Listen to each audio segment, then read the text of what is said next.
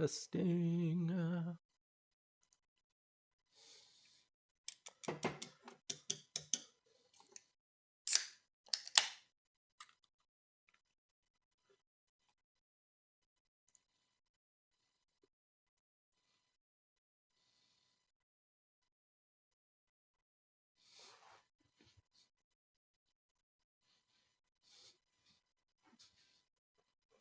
All right. Well, hello everyone. This is going to be my first public stream in a long time. Not stream, sorry. Let's play, I guess it would be. Um, yeah. Human advance. So it's been a long time. And I decided to get back into it. Uh, I did a brief Let's Play about 9 years ago on Etrian Odyssey 4, one of my favorite games of all time.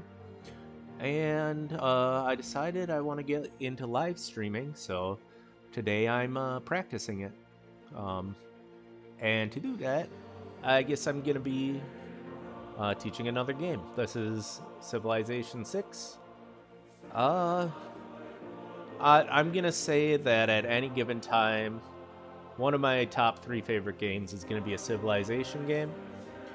I'm still not particularly good at them because the way I play these games is my de-stress. So it's kind of funny because I will play roguelikes and all sorts of games with permadeath. But this is the game, like, I kind of play to get my mind off things. So I will save scum the hell out of this game. And the last couple weeks I have been training myself not to save scum. So you'll still probably see me get really frustrated just because I'm not used to it. Not used to it. And I don't enjoy playing it as much. You know, it's people beating me to those to the wonders and to the great people. I might do some mild malding. Maybe not malding. I won't lose my hair, but we'll see how it goes. We'll see how it goes. So I usually play on Prince. I am gonna go up to King though. Trying to get out of my comfort zone and only play what I enjoy playing. So that's kind of why I'm not particularly good at this game. It's because I also play on Prince. So on King, I've beaten it on King before. I know there are a couple things to look out for. I know they're a lot more competitive with wonders.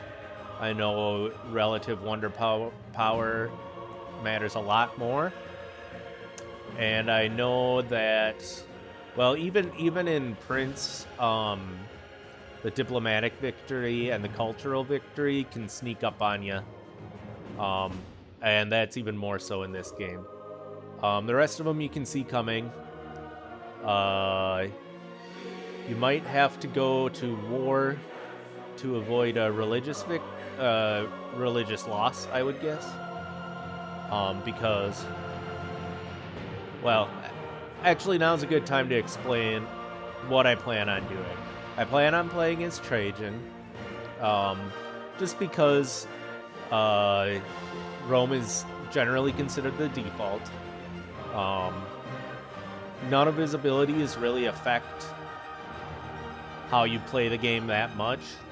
You get the free monument, which is probably the best thing about him. You don't have to worry about loyalty as much. Oh yeah, you lose loyalty a lot more easily on King, and great golden ages, are a lot harder to come by. So Taj Mahal is really important in King and up. Yeah, but his other things, Legion kind of sucks. He just because of the changes. Swordsmen are kind of terrible unless you time them right, and it's not even really a good replacement for swordsmen. The fort is really niche.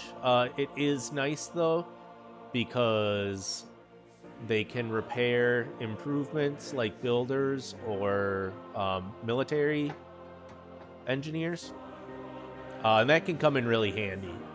Uh, Usually, something you'll see me do on a lower difficulty is just hold on to worker with one charge.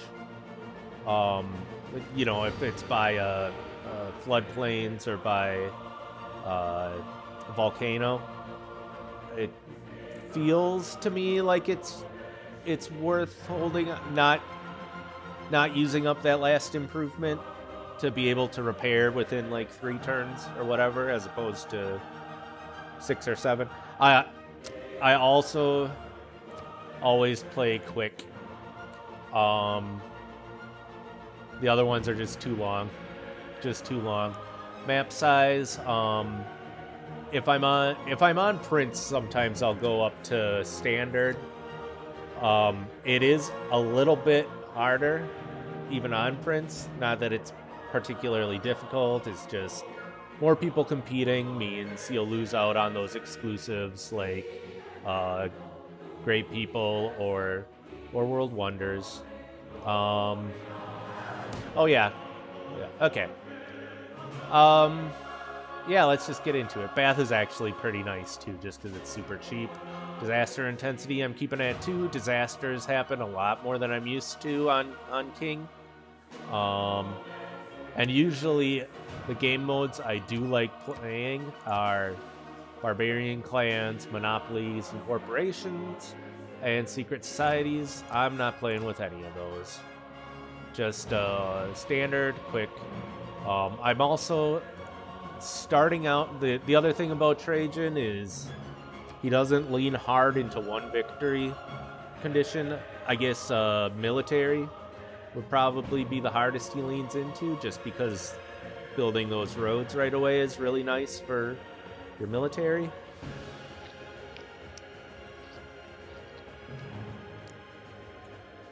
Excuse me, I just had some delicious ginger ale. So, let's see.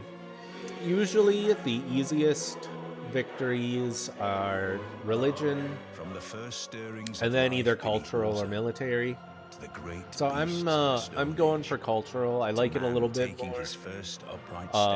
Mostly because I end up putting some effort into it to get my archaeologists on those antiquities sites. Cast your net wide, O Trajan. So it's also your legions stand at the ready to march out because of the archaeologists they added in Civ 5. It is a nice mix of engagement and not micromanagement. Like, if I don't get a quick religious or military victory, the micromanagement starts to bog it down. Late industrial age, I think. Cultural is kind of a smooth ride the whole way. Okay. So, kind of a tough choice off the bat. Do I go with the coast or do I go with the river? I think I will go with coast. So some advantages and disadvantages. The primary advantage of starting next to a river is that you can get the watermill really early on. Just gives you straight... Oh, hold on a sec. Oh, okay. It's just the one continent. Just gives you it's a nice cheap building, gives you a bonus to production and food. I think that's the one that gives you... Let's see... Watermill. Yep, just +1 to food and +1 to production. You have to be adjacent to the river. And then if you go, if you settle on this, you get inspiration for whatever technology it is with galleys right away. And the other thing is, if you're on floodplains, this is gonna flood a lot. So I think what I'm gonna do is I will settle here. And I'm probably going to end up building going for Great Bath if I oh maybe not. Oh. Yeah, I don't really have a lot of forests to rush. Alright, well.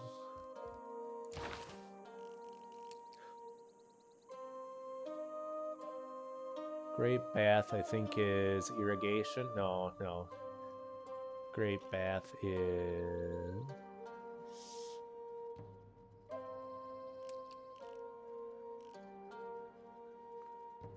That must be... okay, so I'll explain briefly. You kind of get two trees going on here. One is your technology. The other is your culture. I'm not certain that's... oh, civics, sorry. Technology is... it's your scientific discovery. Civics are your kind of social ideas, kind of how government works.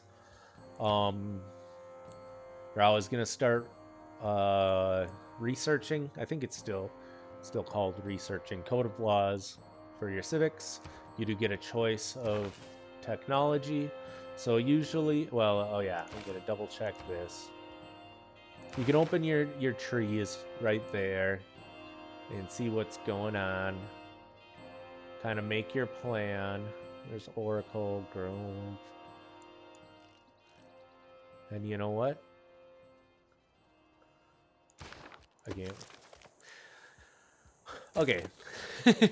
This question mark up here gives you that can open up your Civilopedia. It explains game concepts and gives some historical context. You can browse it through these tabs here. You can also just straight up search it. I'm looking for Great Bath. It's a wonder. And it takes the pottery technology. Oh, okay. So that is... okay, yep, right there. Yeah. So, yeah, I'll do that. And then I think... so I think in order to do that, I'm just going to build another warrior. I'm going to do a little bit of scouting with him. See, this is unfortunately kind of bad for my plan. Going in, what I was thinking of doing was building kind of a central city that I could put my my industrial zone and my entertainment zone in, and just put all the other city centers within 6 tiles of that, so that those zones each have buildings that radiate bonuses out from them 6 tiles. And if I limit to myself, if I limit those cities, wisdom, but authority.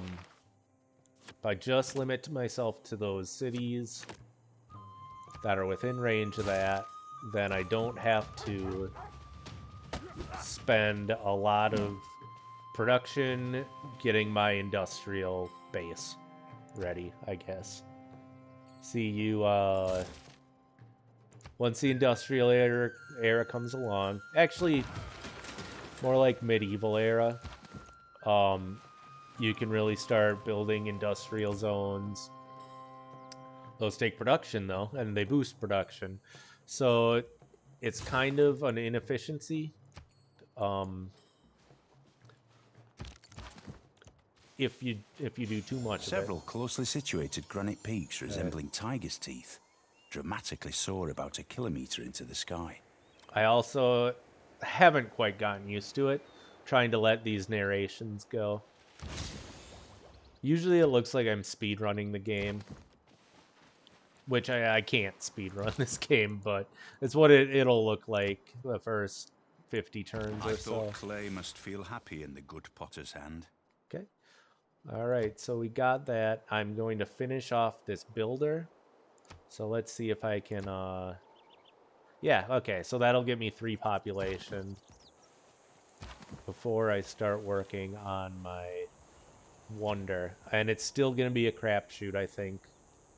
Okay, so what am I going to do after that? So after I build my wonder, I'm going to want to expand. I'm going to try to avoid religion because that's something I usually go into, and it's something I do. It's a habit I'm in where I'll still like I'll do it whether I'm going fully into it or half-assing it. If you half-ass it, you lose a lot of opportunity in the starting game. A lot of opportunity. It's usually the thing is though, if you don't do it in King, there's a really strong chance that well, the advantage of getting a religion is you can defend against a religious victory. Um, if you don't, you're kind of at the mercy of whoever is going whole hog with it. So let's see. I think I'll probably. What do we got here? Mining, chopping of woods, and harvesting of copper. Okay, so mining will still be useful. I can chop that wood. Actually, probably gonna chop that one. Yeah. Let's see what's. Yeah.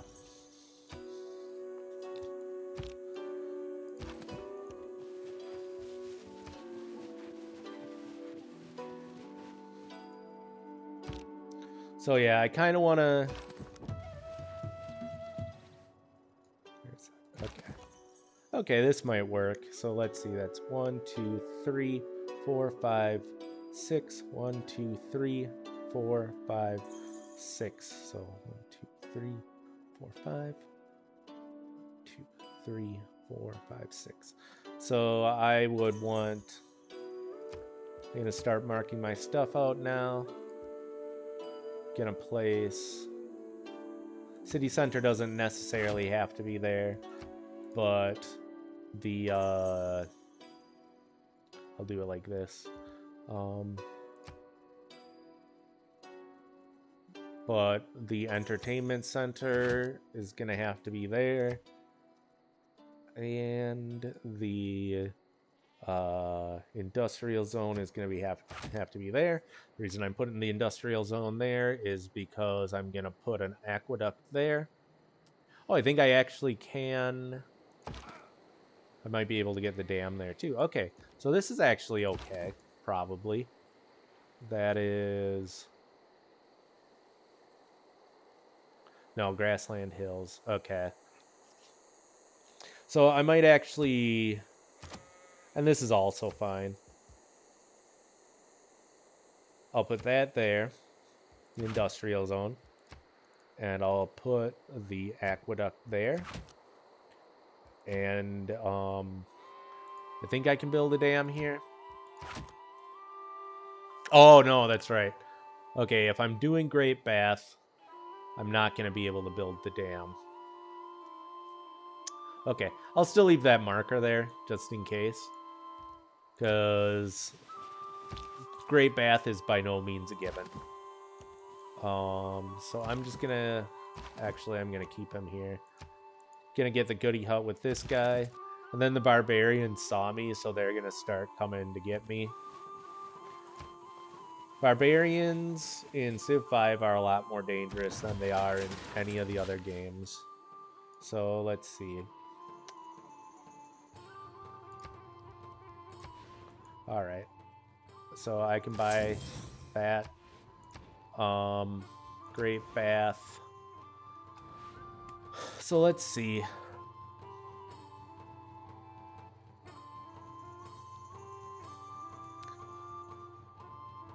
Yeah, I'll probably put the Great Bath right here.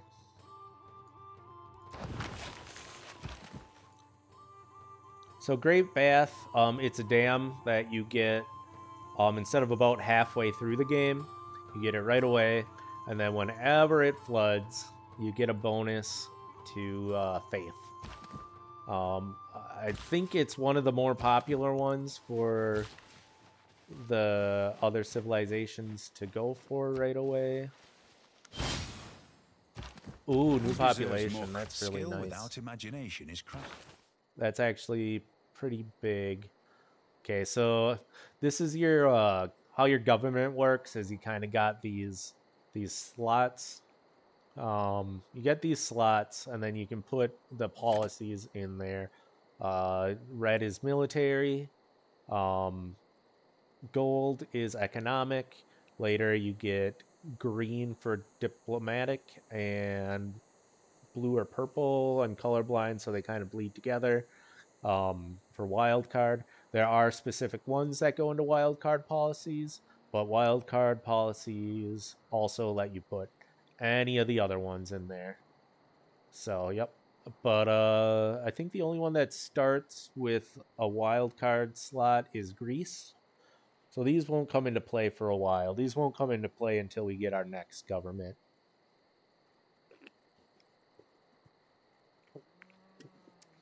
As you progress through the game, you'll get governments with more slots and and more just static bonuses. So right now we're just doing +1 production. Well, actually, you know what? Let me see. It might not make a difference. Might not make a difference. Okay, switching to all of that. Then let's see. Okay, so I think it actually will. I think it will make a difference. I got 13, so yep, 12 more turns at 9. So let's do the math. So that'd be 9 extra. So 13.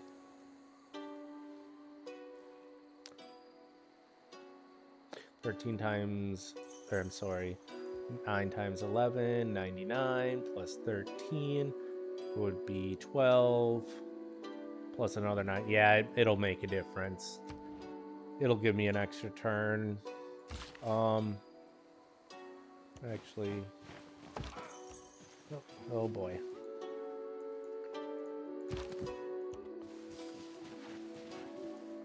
We're in trouble here. Actually, it's not going to be that bad.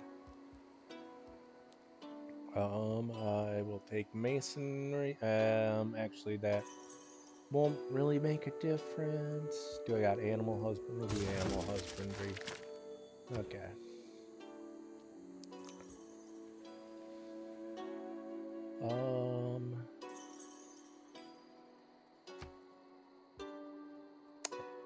So none of these are gonna...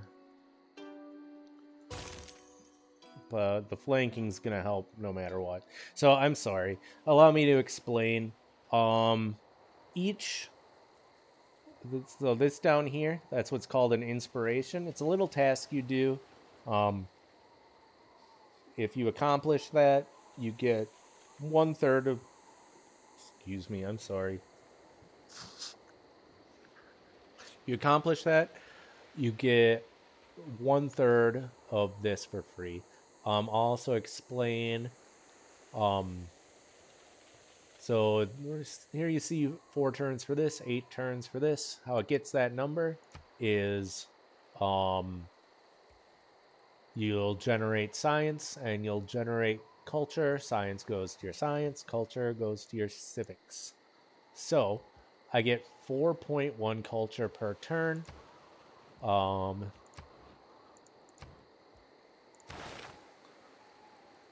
This takes 46 culture to get. So it just fills up that little gauge until you get 46, and then you unlock this. It will put overflow into the next one too. And then same with science. And this is your global output for these. Once I'm done dealing with these guys, I'll try to explain basics like yields. Okay. All right, yep, then I'm just gonna go here. Gonna clear this, that's 16. So let me double check. Well, it's not gonna matter now. Yeah, I'll just clear that. That should give me one more, or one less turn. So I still think that it was worth it, if I remember. Now I'm going to just... Alright.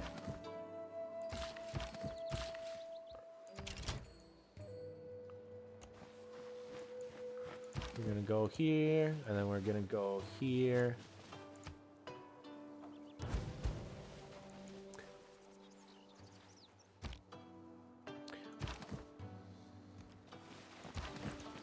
Yeah, so this is part of the reason why I was like, there's by no means a guarantee that I'm fond of pigs. Dogs look up to us. Cats that we're... look down on us. Pigs treat us as equals. Yeah. The fact that these barbarians came out here might mean that we won't be able to actually... Oh, hey, I can... No, we're good, actually. We're pretty good. So, yeah, so, we should be good. These guys won't interfere that much. So I'll explain a little bit of what's going on here. These are barbarians. They're a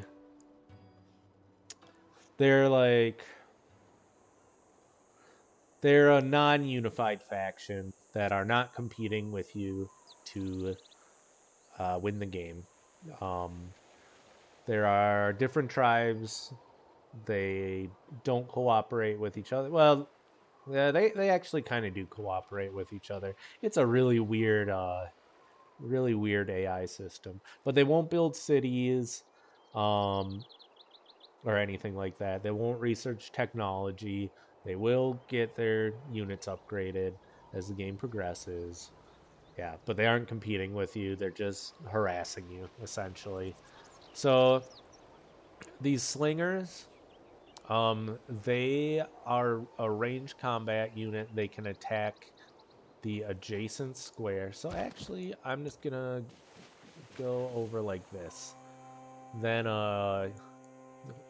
he can't hit me there because he only threatens these spots. And Rome has a lot of hit points. So what's probably gonna happen is they're all gonna attack Rome. Rome's gonna take some damage, but my units are not. I'm going to hit this guy with this one. That'll take some punch out of their attack. They have a penalty when they're not attacking at full strength, so both of these will have a penalty when they attack Rome. This warrior is safe in Rome. They have to... yeah, they're not gonna... They attack the city. He provides the city with a defense bonus, but he won't lose any health if they attack the city. Choose my next research here. Not gonna bother with religion. I might... Let's see what's going on around here. Probably do bronze working. I don't think... Oh, here's the problem, though. If he comes here, then I won't be able to build that city. So I think what I will do is I'll swap those guys and I'll attack him there. Okay, I didn't actually expect him to kill him. Now he's going to have a penalty to attack me because there's this river crossing. I actually had a penalty to attack them. Didn't really matter that much. So otherwise this guy will go here, and that's also not going to matter too much. So this guy, I will build a quarry.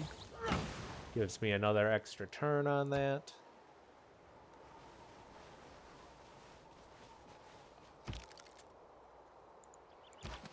And I'm going to attack him. Take a little bit more punch out of his attacks. Come down here. And gonna build that pasture there. So now it's only 4 turns. And then I'm gonna press fortify till healed there.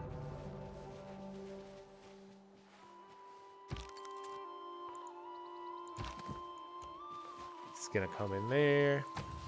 Fortify till healed. I don't really have to worry about any of these guys. As long as they don't hit any of these places, I should be fine. I don't underrate the... Sorry. Let's go back. Military tradition. Let's see if it tells me.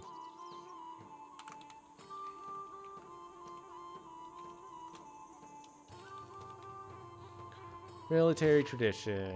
Quote. Oh yeah, that's right. They do 2 different quotes too. This one was, I don't underrate the value of military knowledge, but if men make war in slavish obedience to rules, they will fail. And then, yeah, there's another one. Bravery is being the only one who knows that you are afraid. Interesting. Never thought of it that way. I think I'll go straight for that one. Governor titles are really nice.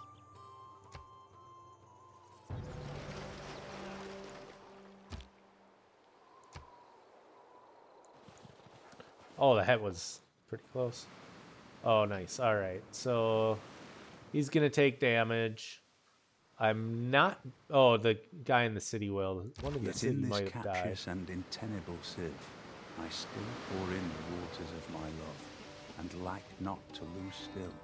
Thus, Indian-like, religious in mine error, I adore the sun that looks upon his worshipper, but knows of him no more.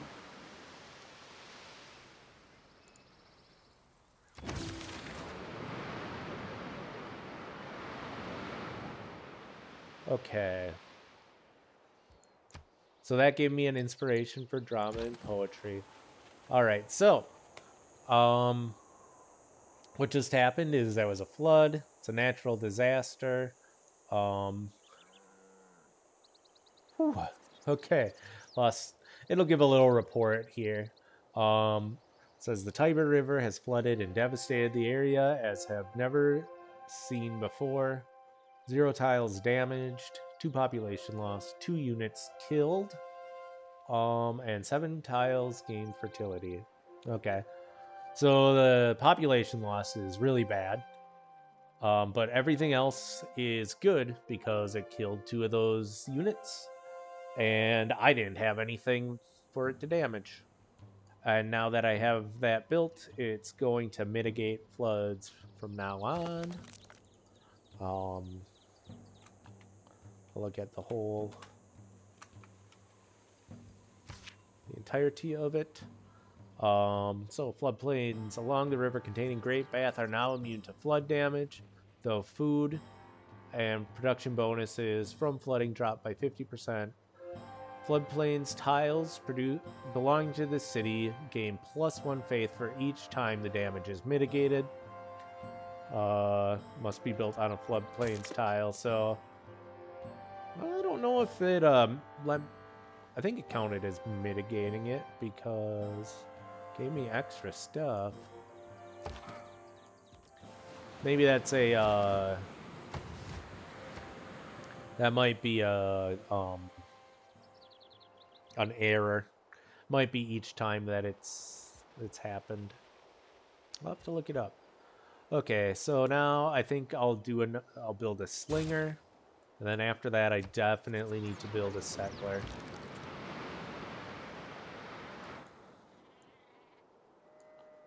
Okay, so that's not gonna I'm gonna want to delete that. Yeah, so that's a really nice feature.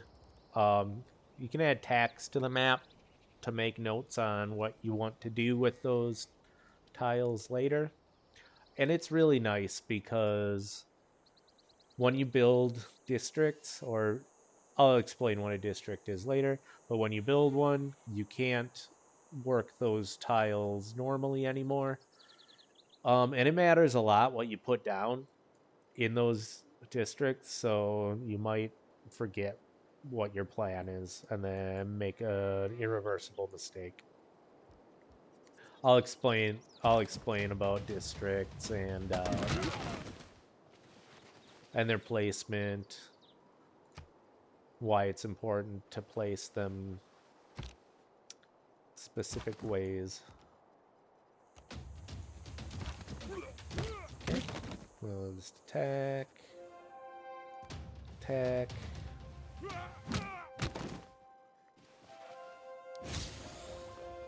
All right. So I got the Eureka for that, which is nice.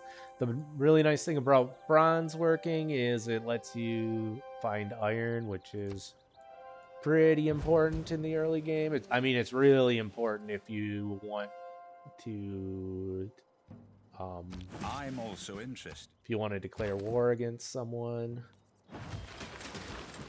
Okay, and then again, I am just.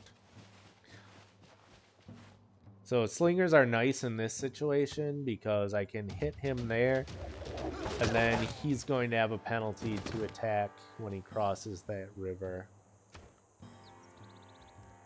Okay, so I'm not going to build an encampment, but I can illustrate what a district is. So encampment is a kind of district. You can put it down on a tile, and then those districts will give you access to buildings later on. And it'll be easy to explain when I've actually built one, I guess. Um, I will explain yields. Oh, I got iron there. That's nice. I'll explain yields quick. Yields are fundamental to the game. They are how you grow your power, essentially. These games, the genre is called 4X, um, and those X's are explore, expand, exploit, might be exploit, expand, and exterminate. Exterminate isn't as important as it used to be, but they're called 4X because those are the keys to victory. Um, so uh, they are what allow you to ex- er, expand and exploit, essentially. So if you look at these, um, you'll see most commonly you'll see food and production. Food is the corn cobs, production is the gears. Um, slightly more rarely, you'll see gold, which is your money. Um, and even more uncommonly, you'll see faith, culture, and science. Those are really rare on tiles. Those you usually only get by buildings. So we'll go in here. You do not gather these automatically, though. So we go to manage citizens. If you see it, we have 3 citizens right now. Um, and we are gathering from 4 tiles. Okay, these filled up ones represent a citizen, And then Rome seems to me to be in a slightly more bluish one. You'll always gather from your city. And then each other population can get assigned a tile. So it'll show down here. Oh, actually, gonna go back to, you can click these to focus what yields you're going for. Okay, so food will food is what will grow and maintain your population. um yeah, so right now I'm gathering 3. Tells me here there's 2 turns left. I think there's city details goes into it a little bit more fully. Okay, so food per turn I get 9. Food consumption is 6. So it seems citizens give you consume 2 food each per turn. So I got a surplus of 3 food, meaning I will grow in 2 turns because does it not show the thresholds? That unfortunately, oh, there would be food needed to grow population. No, it doesn't show the threshold. Unfortunately, it shows when it's gonna. It shows the like total that you'll, or not the total, the balance of what you need essentially. Okay. And there will be okay, so once I build that last one though, I'd need to be producing 8 food to maintain my population. If I were only producing 7 food, or in this case, um, let's see. No. I don't think you can just undo not work a population in this one. Um, yeah. So when it gets to 4 population, I'd be consuming 8 food per turn. I'd only be putting 1 surplus in there, assuming that I'm not gathering any more food from that one person. If I were only producing 7, I would be losing 1 food per turn until a population starves, and then I would go back down to 3. Okay, so yeah, that's basically it. Food generates and maintains population, and then production will go into your, well, it's what you build essentially. In this case, I built the slinger, so I definitely want to build a settler. Settler will allow me to settle another city, and I'm already a little bit behind on settling cities because the AI will usually, I think on King they actually get 2 settlers at the start, so I'm actually quite a bit behind going for that wonder right away. Excuse me, I'm gonna have a drink quick.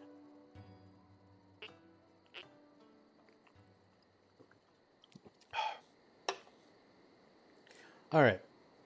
Yeah, so your production yields will go into your production queue there. This it does give the total for right away, 53. So in 5 turns, I'll get a settler.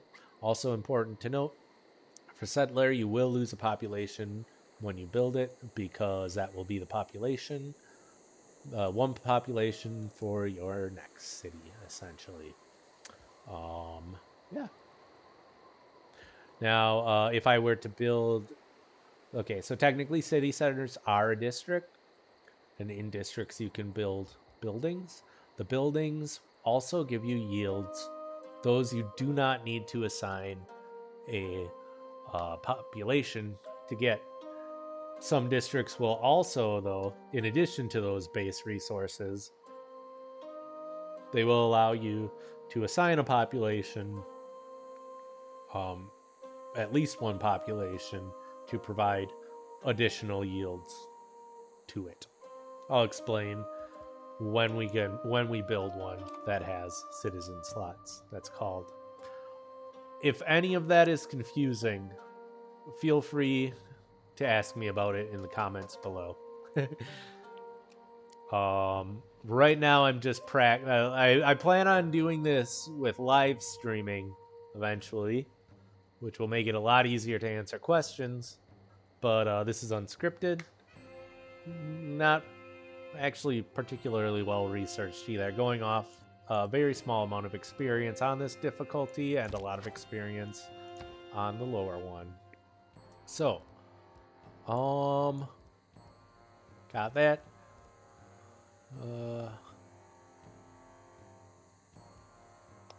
Yeah, check something quick. Turns until next era. Current score. Okay. I'm just looking at something now that I will explain in a little bit.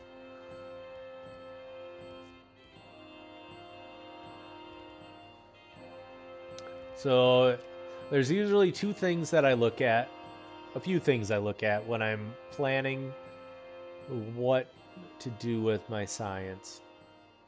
So, one thing is short-term strategy, which will essentially be I'm looking at the tiles, I'm seeing what I can do with the tiles, also based on experience, also considering some things that are yet to be revealed on the tiles. For instance, this iron we didn't see at the start until we researched bronze working.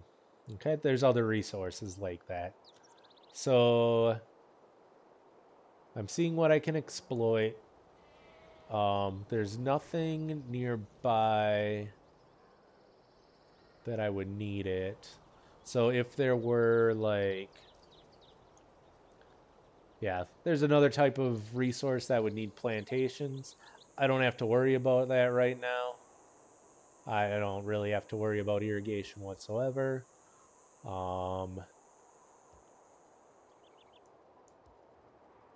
Okay, this gives me that, this would give me that watermill I was talking about. Right now, I'm considering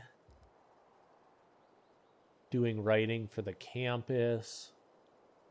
It's not a big deal either way, so I think what I'm going to do is sometimes I will start researching a technology or a civic, and once I get to the point where if I get a eureka, it would let me finish it off, I might start researching something else. So there's a good chance, for instance, for this one, that I will meet another civilization before I finish this, or after, I guess. I mean, it's definitely going to be one or the other. But yeah, there's a pretty good chance I'll get it before, so I'll start it right now, and I might stop it depending on what else I find. Okay, so here I'm gonna do this. Now he's hemmed in. I can hit him there. And he's probably gonna die no matter what he does next turn.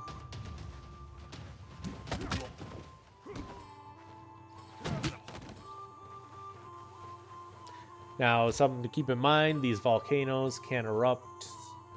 I mean, I think they have a cooldown, but essentially at any time, since this one hasn't erupted. And I believe they can hit any of the units within 2 tiles of it. So I don't really want to be hanging around there when that blows up. Gonna start moving these guys down.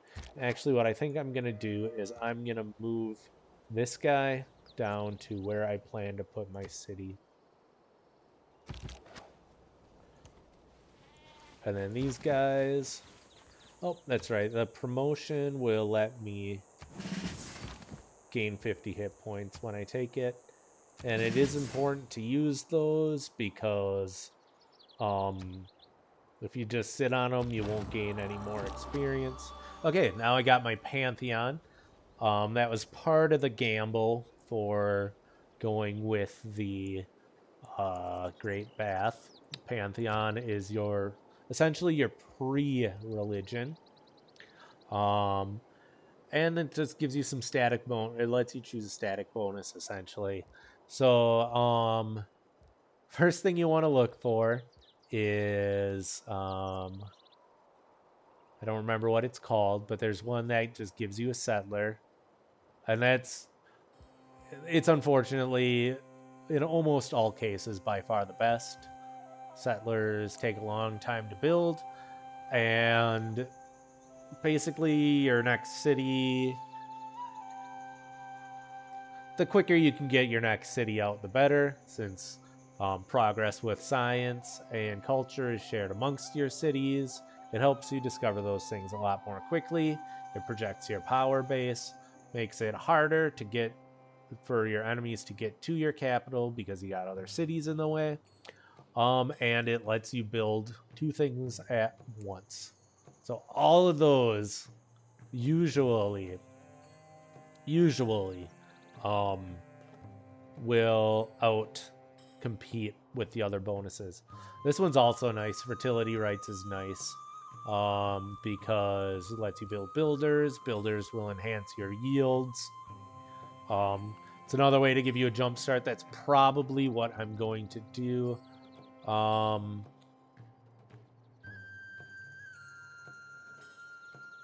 I do find that in certain situations, Goddess of the Hunt is really good. +1 food and +1 production from your camps, depending on where you are, can add up a lot. Right now, this is the only camp that I have within city range. It's not worth it. Um, Fire Goddess is kind of a risk because you never know when volcanoes are going to go off. Um, the Tundra one is pretty good. Um, but you have to be going for a specific religion for it to pay off, um, which I'm not going for, of course.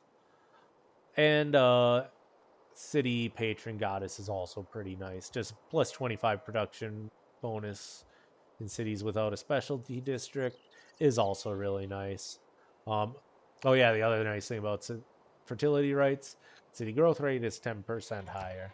Yeah, that's also really good. We're gonna do that, and yeah, come down here. So what I'll usually do is I'll just like stagger my units out so that my civilian units. Oh, and I'll go here so that my civilian units aren't vulnerable as I move. Yeah. Because they didn't. Okay. They actually did recommend that to me, which is nice. Very nice of them. Yeah, so if a military unit runs into a settler or a builder, they will capture that unit. You'd have to basically move one of your military units into them to get it back. I think I'm gonna do grain. Actually, no. I will build another settler right away. Okay, so I'm gonna do this. All right. So, a few things happened there. So, something to explain: iron is a strategic resource. You use those to build more advanced military units or buildings. Iron will let you build, or you need it to build swordsmen and men at arms, both are upgrades from your warriors. I think you also need it to build catapults. Not much else. Later, you need it to build railroads. It's after you stockpiled a great deal. So it doesn't really matter. You can trade it to other civilizations. Sometimes you want to, sometimes you don't. Depending on what your military is and how aggressive they are, they can turn it against you. But the other thing is, it's just nice to have. It's nice to have that option it it enhances a tile with science on, so it makes it that tile even better. And it gave me 2 Eurekas, one of which was for wheel, which I just needed to mine any resource, and the other is for build an iron mine. There's also one later that 3 mines you'd need. So yeah. Yeah, so that's all that happens there. It's quite a bit at a time.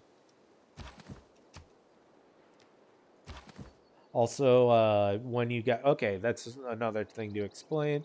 Unlike other civilization games, can't believe it took me this long to get here. You can only put one military or a tile can only contain one military unit at a time. Can also only contain uh I think it's technically okay, there's a difference between the other kind of units. I think civilian units are the just the settler, builder, and military engineer later on. Um, Only one of those can fit in a tile. Then there's great people. Those are also different from military or civilians. And then there's also religious units. So I believe that any tile can contain one military unit, one civilian unit, one religious unit, and one great person. I might be wrong with that though. Um, Two of those might be in the same category. In any case, you can't just stack all of them on there like normal. But the reason I started saying this was if you got a military unit and any other kind of unit, you can create an escort formation with it. And all that does is it makes them move at the same time. So right now, my settler has no movement left. My warrior has 2 move. If he's not an escort, he can move these 2. But if he is, he's limited by the settler's movement to 2. And I'm just going to keep him like that just to keep him safe. I invested a lot of turns building that settler. Strong economy. And I do not want to lose him.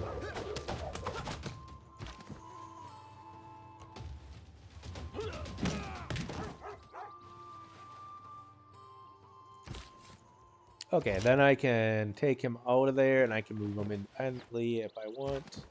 I guess there wasn't a whole lot of point in it. I'm also gonna start moving this builder down. I think I might.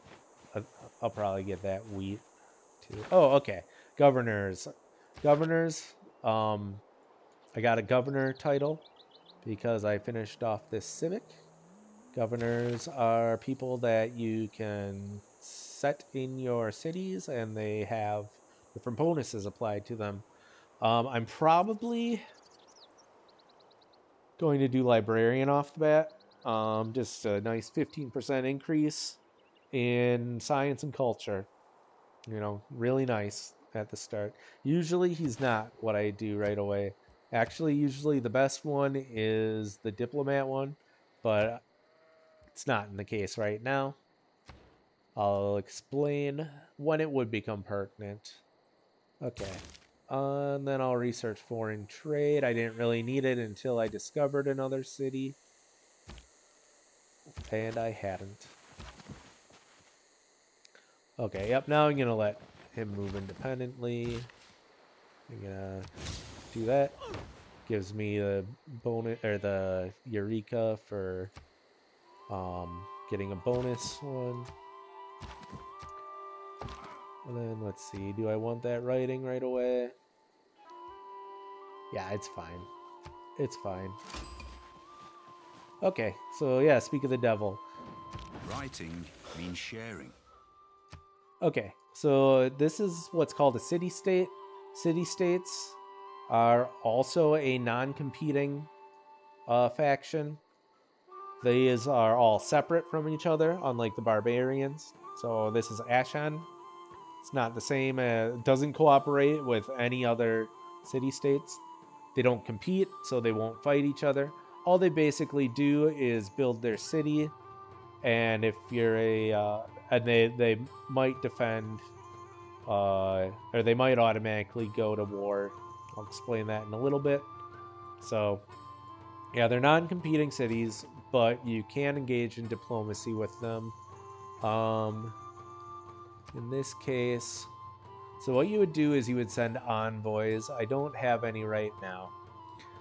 Right away, they'll have a quest for you. If you finish that quest, you will get a free envoy, and then they will give you a different quest um, next age of civilizations, which we'll see in a little bit.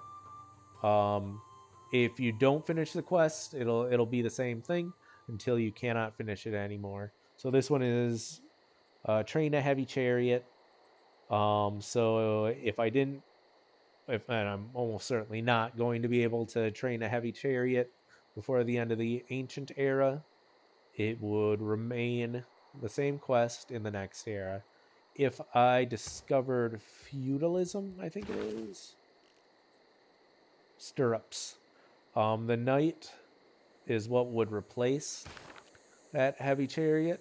So if I discovered the means to create a knight, I would not be able to train a heavy chariot anymore.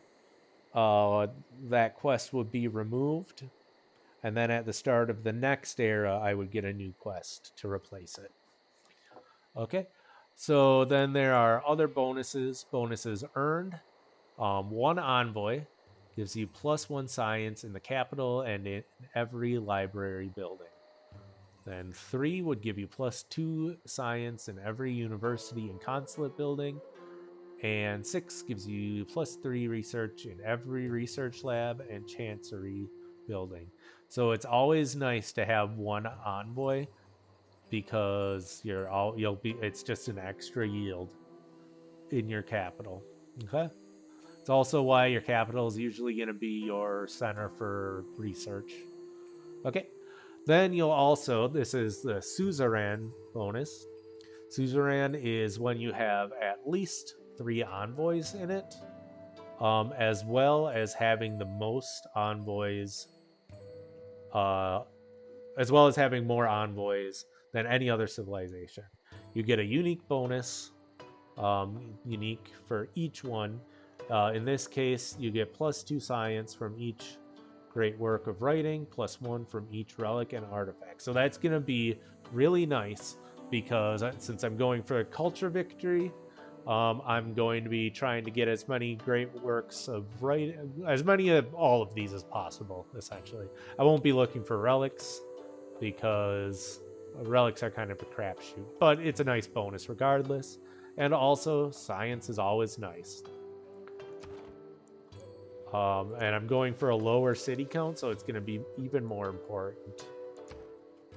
It unfortunately does kind of mess with my plans, but that's okay. I'll just look out here and see if there's a place out here where I can build the entertainment and the industrial district.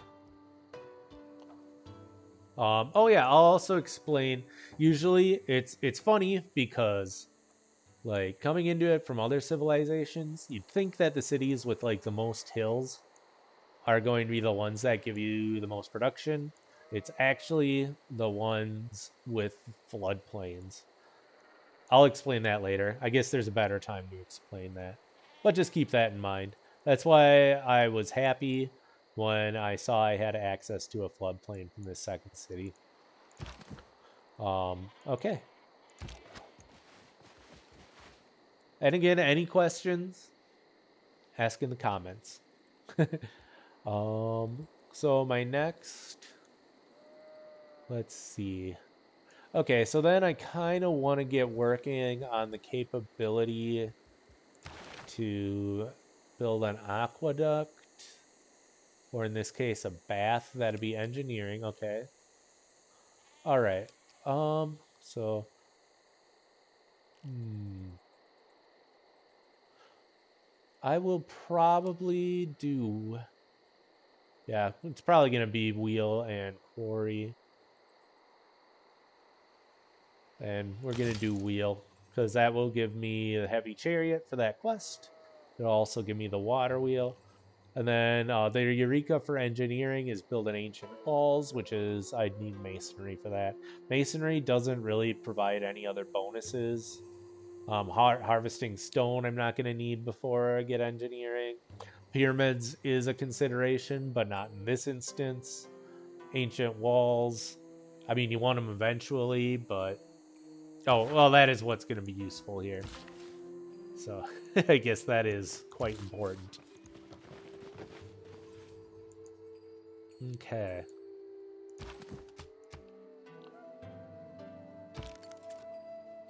Oh yes, and these also don't count as civilizations, which it wouldn't have mattered. It wouldn't have given me the Eureka for writing. There is a really important Eureka for finding 3 of these guys, though. That's one of the reasons why exploration is pretty important in these games. Okay. So I will give a brief explanation here. Planning for your cities. Usually, normally you just be looking for green ones. They are close to fresh water. You get a bonus to your population for being near water. Gray is usually a bad idea, but if it's next to a mountain or there's like a river or lake 2 tiles away, it's fine because you can build an aqueduct, which will essentially grant you fresh water in that city. It's one of the reasons it's still a recommended one, even though it's in the gray area. So we're gonna pop that down right away. Let's see, 5 turns for a wheel. I might do a builder right away. Yeah, probably. It's nice Rome gets a monument right away, because the monument gives you... Let's see if we got it. Monument lets you generate gives you lets you generate culture. Culture in addition to letting you research civics, it will also expand your sphere of influence from your city, giving you access to these tiles and the precious yields from them. So yeah, I will go down here. Okay, every time you hear that horn, that's a good thing. You'll find a tribal village. These are another reason why exploration is important. These are generated. I believe in this one they're generated at the start of the game. I don't think they get generated at any other time. And when you move a unit onto there, you get a nice little goodie. They're usually called goodie huts, colloquially. So yeah, and then they only give them all that one time and they disappear. So significant rewards for finding them right away. There's also rewards for finding these guys right away. If you're the first one to find city state, you get a free envoy with them. And part of the reason before why I said I usually go for Amani the diplomat is she can be assigned to a city state where she acts as 2 envoys. So if you're the first one to find an envoy, you can throw her on there and you can become the suzerain as soon as she arrives there. And then you'll get that bonus. You'll get the you'll get the bonus for 1 envoy. You'll qualify for the one at 3. You probably won't have the buildings to make use for it right away.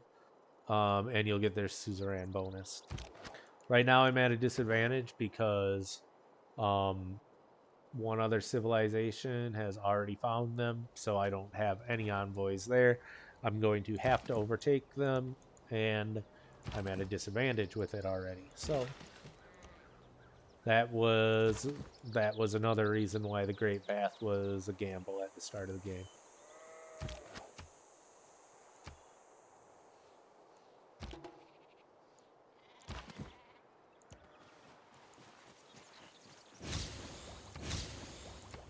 Okay. All right.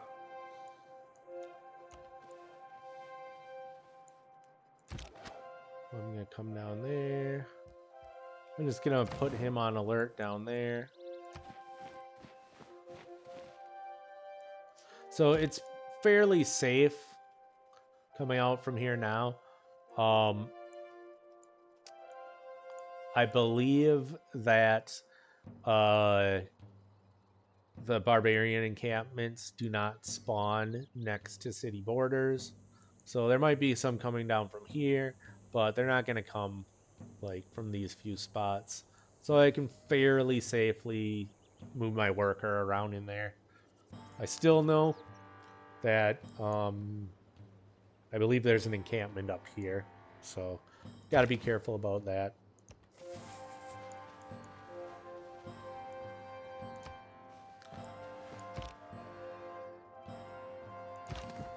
All right, let's see.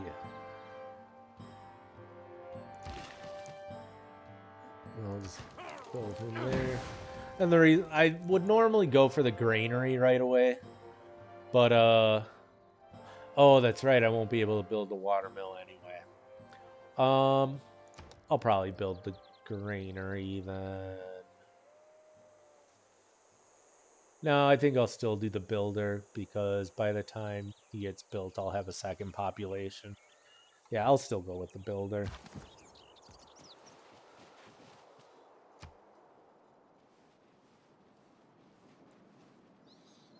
That's the positive aspect of trade, I suppose. The world gets stirred up together. Okay. So let's see. I don't think I'm going to move that guy out right away. I want to explore a little bit more here before I commit to what I'm going to do with him.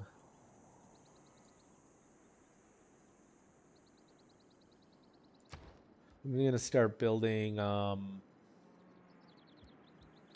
let's see. Okay, so giving me that civic, let me buy let me get a trader. Traders. Sorry, I got a Midwest American accent, so I kind of pronounce. To me, D's and T's sound the same essentially. Usually, it's worth buying those with gold. I'll explain why next turn. Let's see, how am I doing here? Still want the +1 production in all cities because so +1 production, that's almost 50% of my production in this city. So it's definitely worth it. Oh, here, okay. I can explain one of the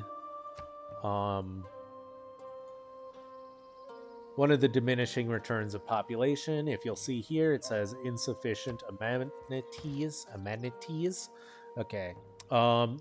Amenities and housing are both diminishing returns for population. So amenities, it says 0 of 1 required. If you have negative amenities, you get a -15 malice to your citizens' growth and a -10 malice to non-food yields. Fun bonus. Malice is a negative is the inverse of bonus. Not necessarily a penalty because penalty implies you've done something wrong or bad. Malice simply is the negative effect. Also, malice can be the result of a penalty. This penalty may be a verb. And then, yeah, housing is once you're I'm not exactly sure. I'll see when that also slows population. Doesn't lower the other yields. These usually come from buildings, also improvements like farms. I think farms each gives you one half of a housing. Amenities, mostly you'll get them from luxury resources, and then later from entertainment. The rest of these, um, they'll happen, but they are a lot rarer. Let's see if I can find a man. Are there no luxuries? What? No way. Okay, there's one right there. Ooh, okay. Okay, that's rough. Okay, so there's one over here too. Um so luxury resources. There's one here, it's spices, and there's one here that's turtles. Okay. Luxury bonuses will give you a bonus to the tile yields, but more importantly, is when you improve them with a worker, they will give you an amenity. Um, Amenities allow you to avoid that malice I just described. Um, that's spelled Malus for even more information. Um, and if you get a certain amount ahead, you will get a bonus to your non-food yields. Um, so yeah, usually they'll provide you one amenity each. Um, well, okay, they give you four amenities, but only one applies to each city. So if you so essentially it'll give it to you for four cities, if that makes sense. Comment below if it doesn't. I'll try to explain better. Um, so yeah.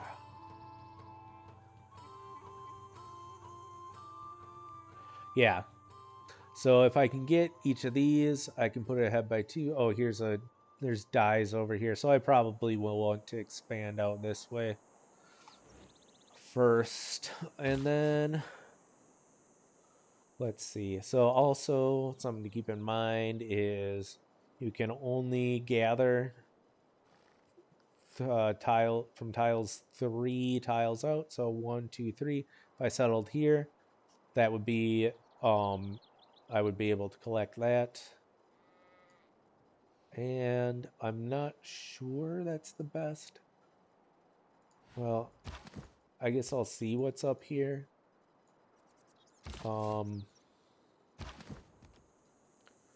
Okay, then I'm gonna build a scout here.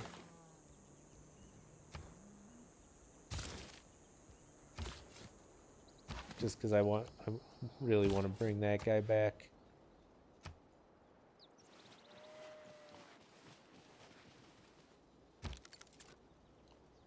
All right, so yeah, so you can either, this is your trade route, you can either send it to your own cities. That's another, you can send them to your own cities for food and to give food and production to the city that it's coming from. You also get gold. I get gold from being Rome. And then setting it to city states gives you more gold, and one of its and it's probably its bonus resource for being a specific kind. I'll explain that quick. I am gonna send it to Ashan right away. I really want to be able to buy that. It's not the biggest deal because I'll still get it from Ashan, but I'd rather have it myself. This guy I'm not gonna move until I figure out what's going on over here. Oh yeah, okay. Hold on a second. Yeah, okay. So this is, yeah, I will want to settle there. So this is a natural wonder. Um, they provide, I believe when you find, no, it's not going to be an amenity when you find them in this game. They give you bonuses. Um, they come into play later. Early on, though, you can get extra faith from putting you get bonus faith from putting a holy site next to them. And actually, now that I think of it, I don't really. Sometimes Oh no, I do want this one. They are actually. I just remembered, really important for the cultural victories as well. Yeah, I'll probably. This is a tricky one. I think I will. It's precarious right there. Okay. I will build that chariot right away. How many more turns? Okay, it's not gonna get. I mean, it's too late to get for the quest, but I want more military units, and that's fine. Then I'm gonna build. I'm gonna do iron working. Kind of want to get Legion right away. Legion is my unique unit for my civilization. Each civilization has two of mysticism is the mistake of a an accidental and combination individual of symbol for a unique universal unit, one. building, resource. There's one that has a really weird unique unit. And oh yeah, I can explain that now. Okay. So okay, I entered the classical era. It says current age normal. Just means I'm not in there are four different kinds of ages. There's dark, normal, golden, and heroic. Dark age, and they're determined by your era score at the end of an era. Currently, my current score is 11, and it'll say here the thresholds at the next era. So if I'm below 23 at the start of the next era, I will be in a dark age. I'm between 26 or 24 and 36, I'll be in a normal age. Um, if I'm at 37 or higher, I'll get in the golden age. And then heroic ages are simply when you go from a dark age at the start of the era to a golden age at the end of an era. Um, you get more dedications, which I'll explain now. At the start of each era, you make dedications. Um, it'll also explain here you're in a normal age during this game era. Each of my citizens exerts one loyalty pressure in their city. This pressure also affects cities within 9 miles, but is 10% less effective per mile. You may make a dedication, which will provide an additional source of era score during the age.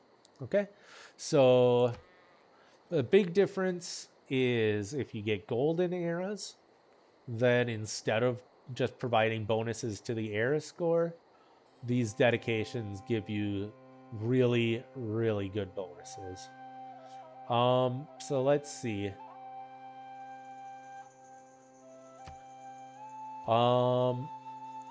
And then in a heroic age, you get 3 dedications, which are all really nice bonuses.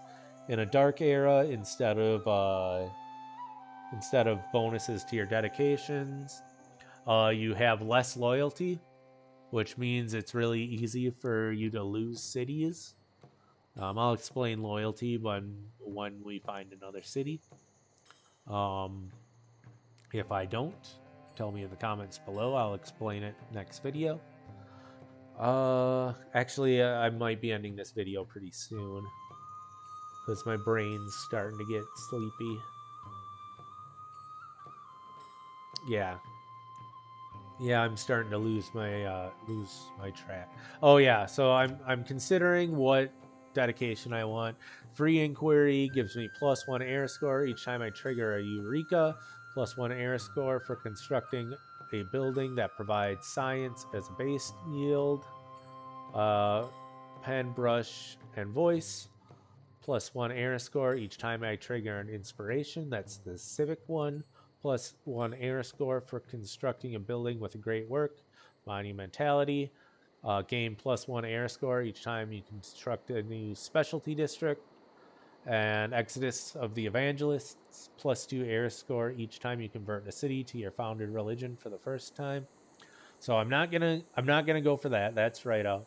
Monumentality is also usually pretty bad because each of these gives you +1 for a specific specific specialty district. Actually, no, not for but for buildings from specialty districts, especially this one. You It's pretty rare not to or to get great work slots in something that's not a building from a district.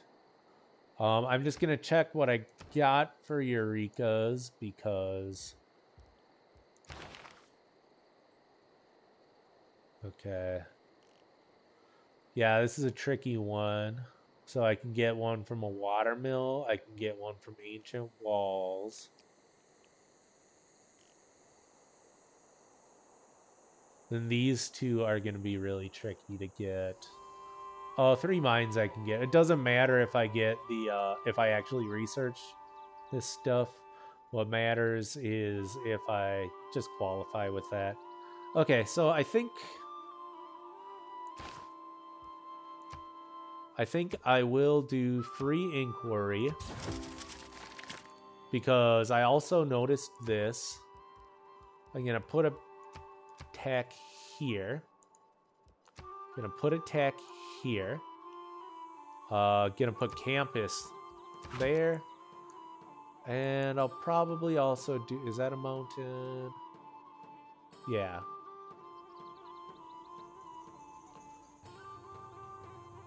Okay, and I'll put a campus...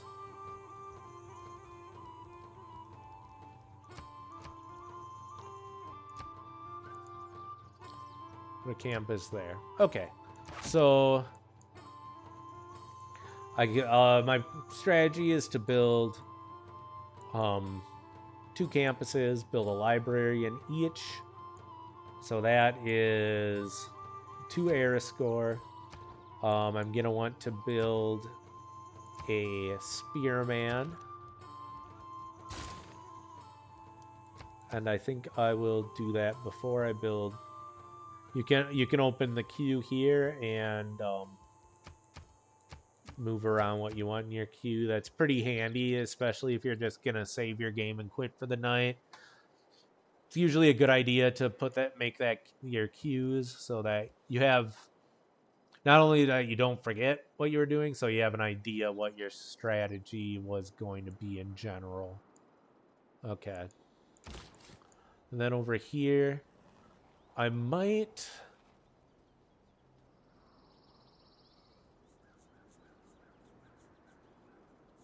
I could also build a...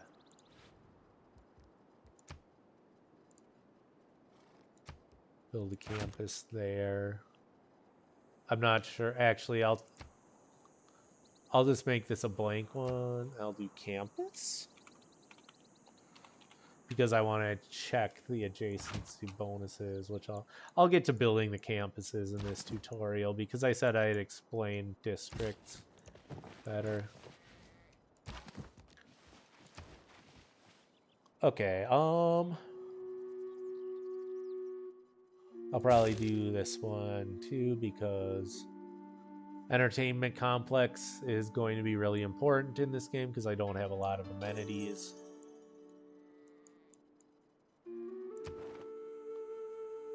Alright, then I got this.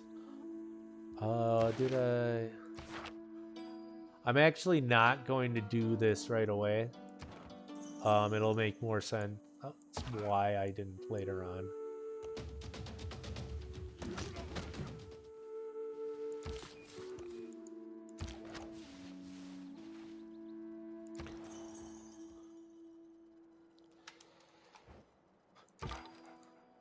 I'll go back this way and explore. Oh yeah, that's the other thing. What's nice about Rome? Actually, I don't know why it didn't. It's supposed to give me a road. Didn't. Maybe I didn't research the technology for it. I don't know why. So, oh no, I did. Okay. The other thing I didn't. The one thing that is significantly different with Rome, that changes the gameplay. That's pretty minor. Is the manner which your civilization builds roads is sending trade routes, and your trade route will build a road as a path it leaves behind. Um, Rome, as long as you're within range of a trade route, will just automatically give you roads to your cities when you settle them. It is pretty nice, but like I said, yeah, it doesn't really change how you play the game. Doesn't really lean into one strategy. Military is a nice bonus for. Um, yeah, normally, so it's less important to make domestic trade routes with Rome. I still tend to favor making domestic trade routes unless I need money for something. But yeah, important to lay that down.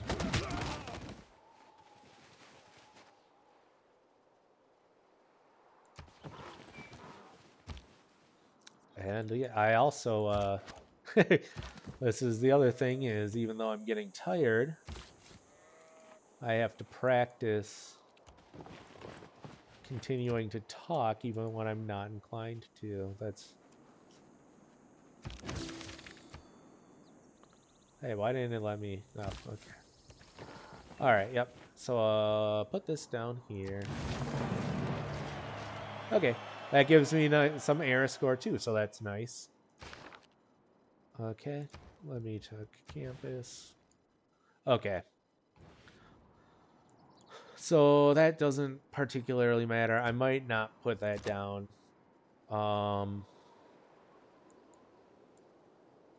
So yeah, I'll explain adjacency bonuses.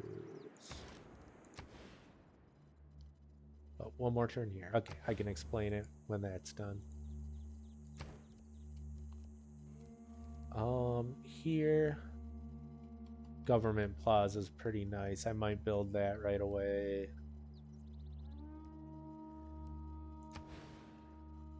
Okay, let me do some planning here.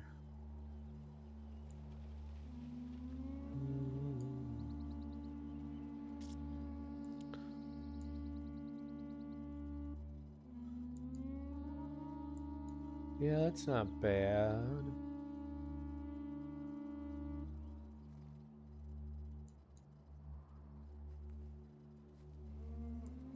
Yeah, oh yeah, okay. Yeah, just the thing about Government Plaza, it's a little bit easier to explain later on.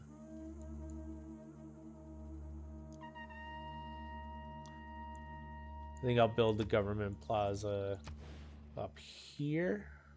No, I'll save it. I'll save it. I'm not gonna build it. I'll build a spearman up here.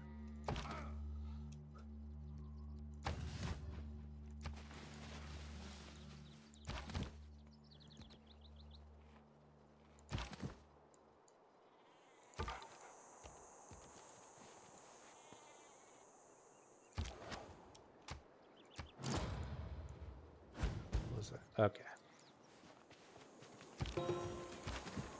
Let's see if this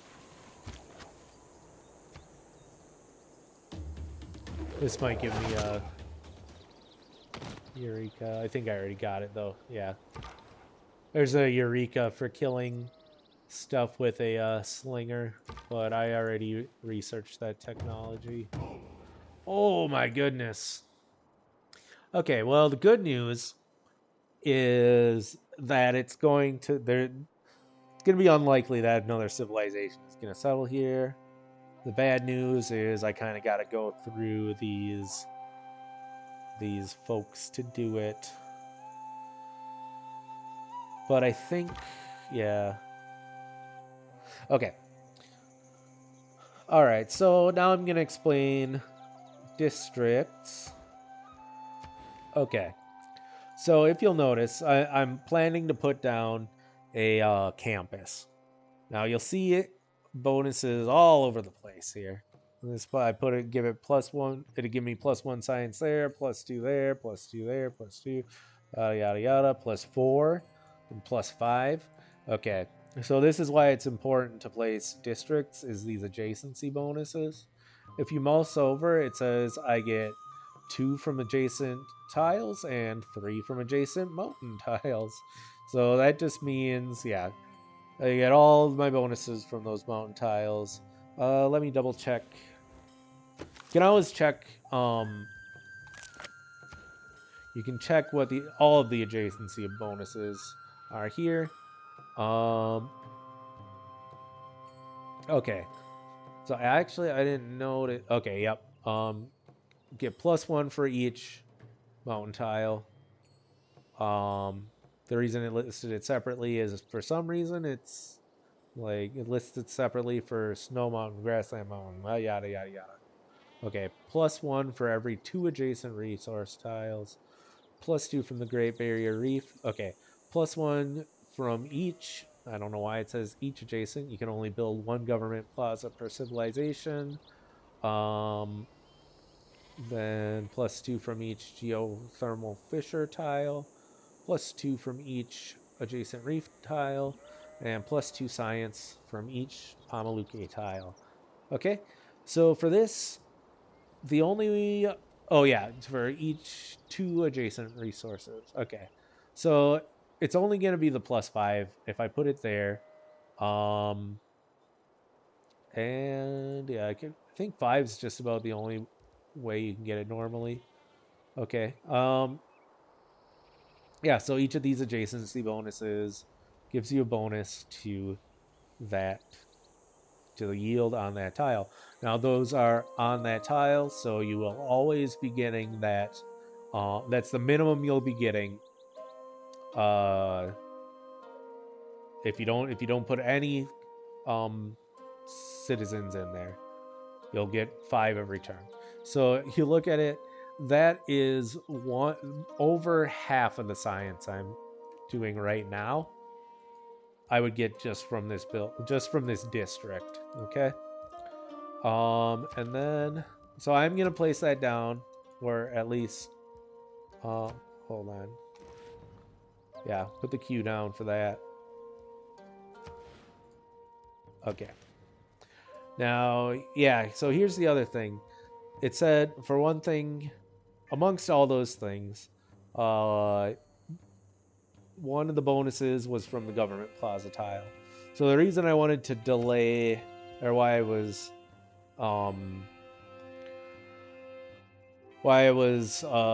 debating putting it here is this: government plaza generally gives an adjacency bonus to anything that benefits from an adjacency. So you kind of want it in on a tile where you can put a district basically everywhere there. Doesn't get an oh yeah, most of it gains as far as for like the each district. Your city centers also count as a district for that. So government tile doesn't give get benefit from an adjacency bonus from city tiles. So usually where you want to put your government plaza is somewhere like here would be a pretty nice spot because you could put districts like all around there. So I think like this gives me so much good stuff there. It doesn't matter what district I put next to it. I think I might. Man, is this a lake or that's a lake? Okay. So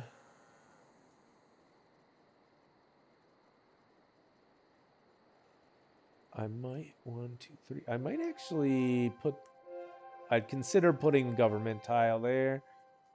Government plaza tile because I was gonna put the industrial zone there anyway. Okay. So I'm sorry. If you want me to explain that more, please ask in the comments. Cause yeah, my brain's getting pretty jelly like right now. So yeah. All I'm gonna do for now is I think till the end of the stream, I'm just gonna let this build. Okay. So what do we got going on here? Oh, excuse me. I'm gonna get another soda quick. Maybe the caffeine will help my brain.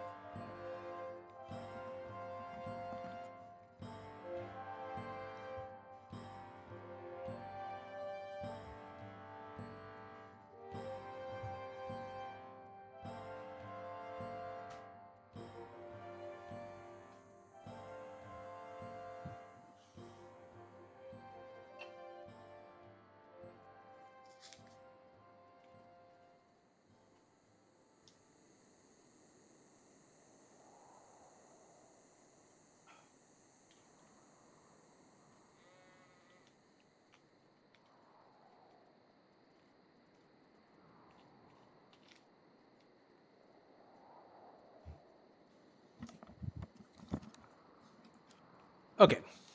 Yep. Thought of something else I wanted to do is I want to queue up the water. Well, that's fine. Build spearman, queue the water mill, queue the campus. So yep, you get 2. That volcano counts as a mountain. Okay. If you put it in your queue, it doesn't put the district down. If you put it right in your, and this is fine, I'll do it just as an illustration actually. Take the queue off. So right now, that building's not down there. I'm getting the yield from that. So I take, okay. Well, this is the same.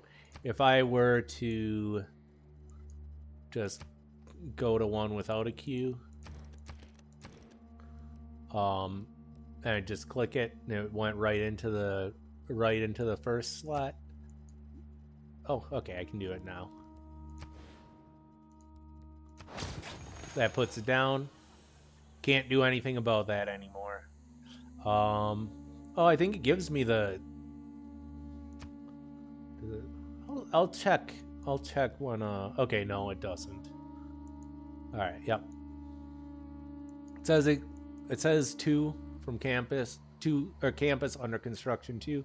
I'm not getting those 2 right now. And yeah, now that this district is down, even if it's not built, I can't do anything else with that tile. I can't improve it. I can't pillage it. If it is pillaged, it's never going to get removed. The only way to get rid of a district on a tile is to take over a city and then raise the city to the ground. Then that'll remove it. So that's why it's really important to use these pins to plan your cities. And it's funny, I didn't know about these pins until like a year ago. So I wasn't exactly struggling with the game, but it became a lot smoother an experience once I found that out. Okay. All right, let's see.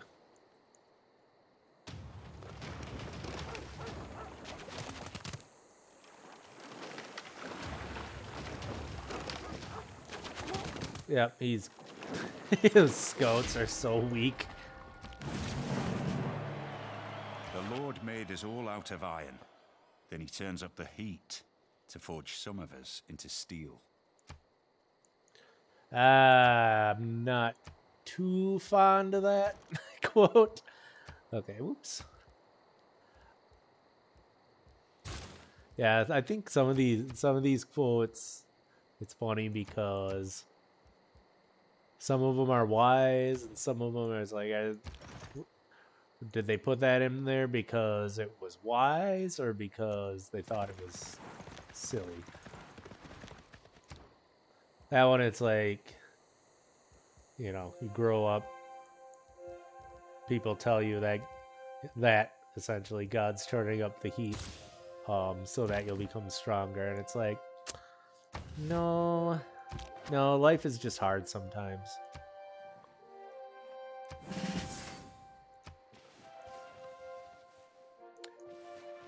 Anyway, let's see.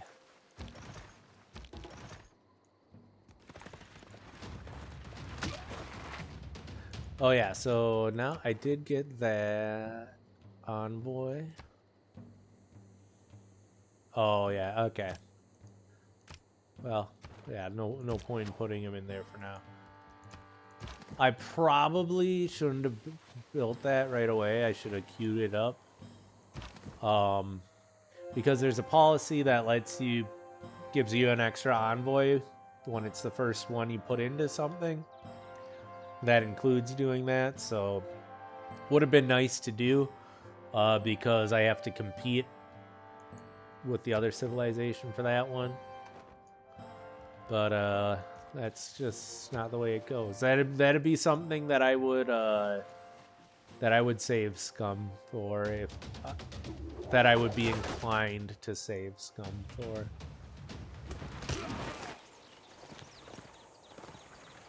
I shot an arrow in. Oh, there was another thing I was gonna harvest that. Oh well. So let's see.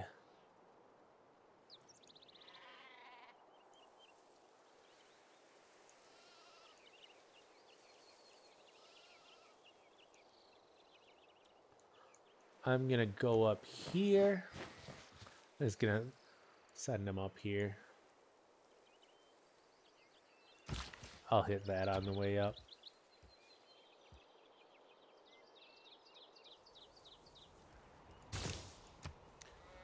Oh yeah, do that. Let's see. Can I? Oh, okay. Yep. I can get a.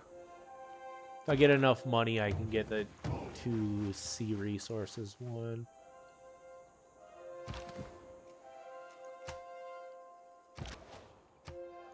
That's kind of frustrating. There's a luxury resource here, but I'm not gonna be able to get it.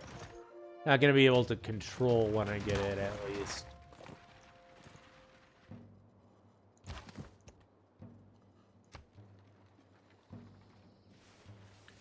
Not too happy. Well, oh no, that's fine. It is not that life ashore is distasteful to me, but life at sea is better. People who cannot find time for recreation are sooner or later to find time for illness. That's a good one. That's a good one.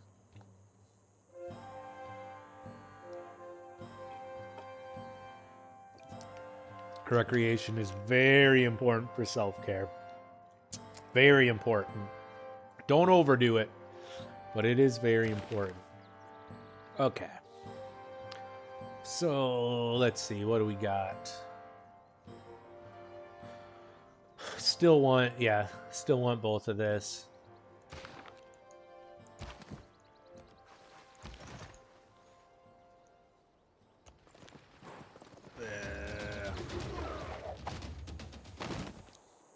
So I'm probably going to lose this guy. Oh, maybe not. Maybe not.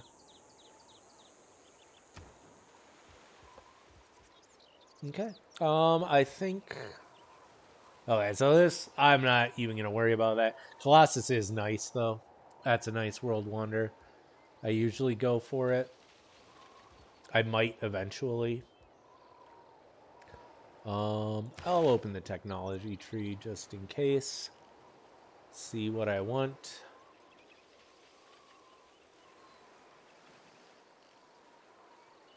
It's also important that I don't research stuff unless I have or am going to actually I think I'll do that one. If I don't have a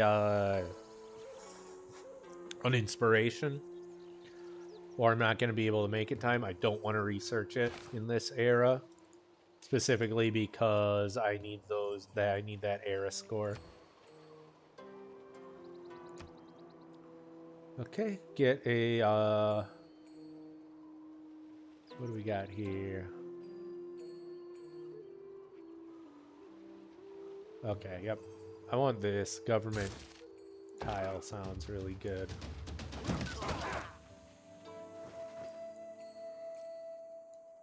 Oh yeah, they didn't send the diplomat there.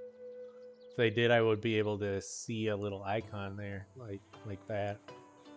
So nice. I still might get first suzerain for that yet.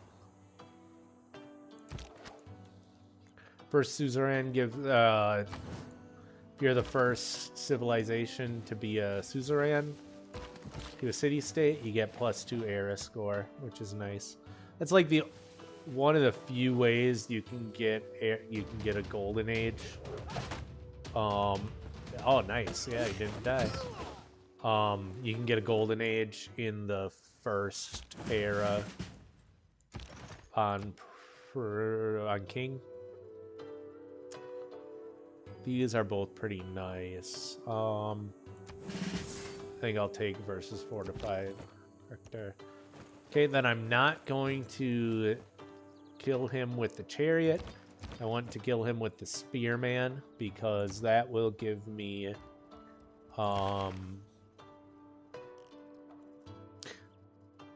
that'll give me the inspiration for military tactics.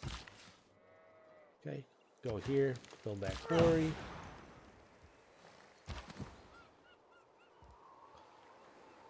Yeah, and I'll just finish this off.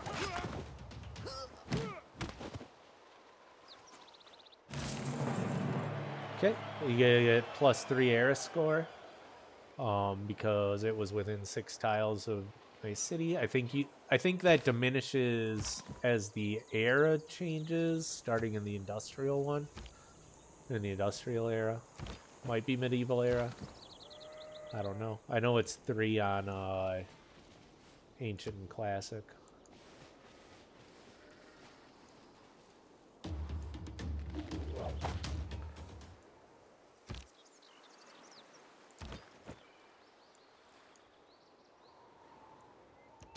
Okay. Attacking with my spearman. Yep. Gets the boost. And then that went up to 20.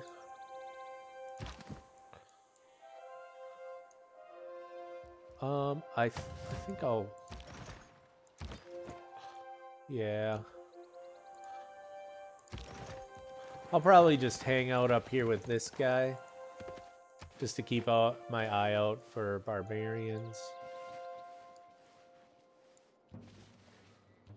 It was luxuries like air conditioning that brought down the Roman Empire. With air conditioning, their windows were shut. They couldn't hear the barbarians coming. Interesting fact, the Visigoths, which were among the barbarians that pillaged the Roman Emperor, they didn't ask for gold for ransom or silver, which Rome had a lot of silver. They asked for peppercorns.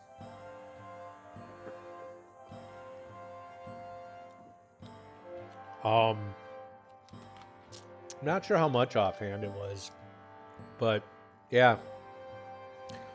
Yeah, peppercorns were worth more than their weight in gold.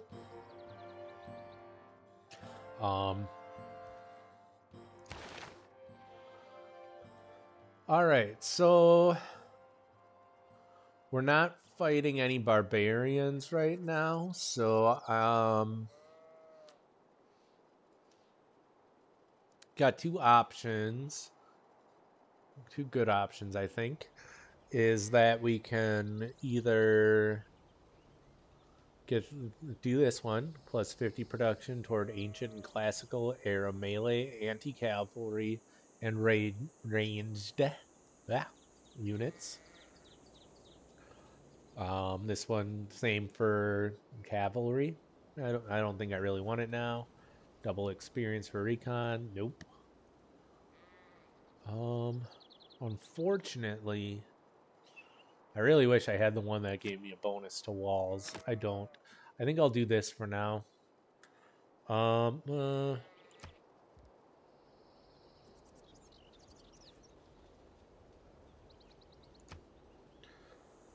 and I might do plus 50 production towards settlers. Okay, I'm gonna double check what I have. Okay, well, I'm definitely gonna research this one. Um, this gives me access to the next tier of government stuff. This would be nice, drama and poetry, if I hadn't already decided to build this era. I will absolutely need amphitheaters in the next era, though. Yeah, so we'll do that, and I'm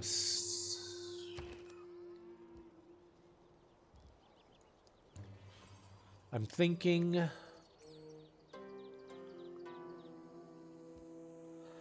I don't really want to delay that campus any more than I have to, but I really do want another settler. Yeah, that's 8 turns. That works out pretty well. I think I'm gonna do the plus 50% production towards settlers.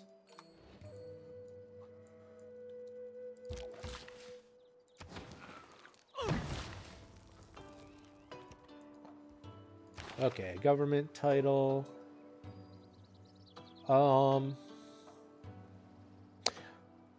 Definitely want. I don't know why. I always get these two confused. I definitely want her though. And I want to put her down at Ashnan.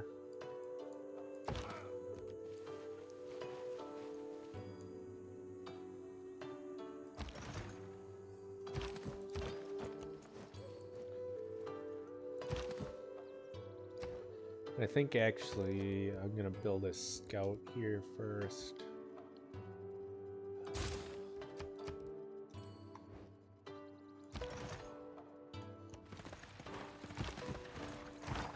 I think I'll move him there. I'm going to bring him here, and I'm going to upgrade to the Legionnaire.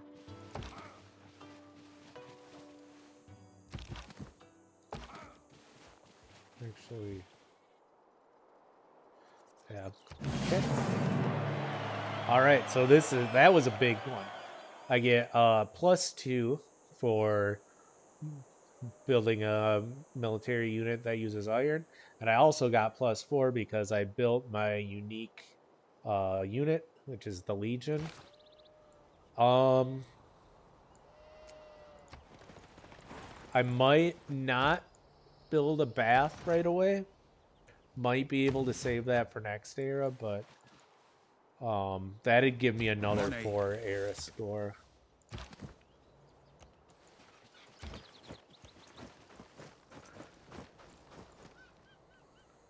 Okay. And this guy, he's just gonna chill out, he'll chill out there. Just to keep an eye out for more barbarians. Want to do that. Then I'm probably build the city wall here.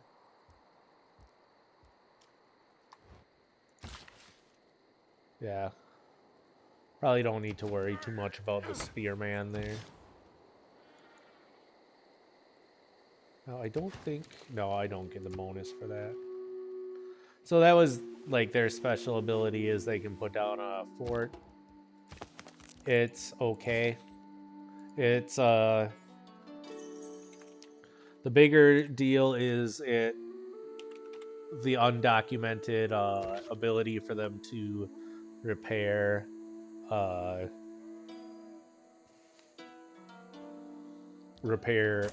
pillaged improvements. I think I actually have to put a put a use a worker to remove that, because I still get okay. Well, that's a good thing. I think normal forts don't let you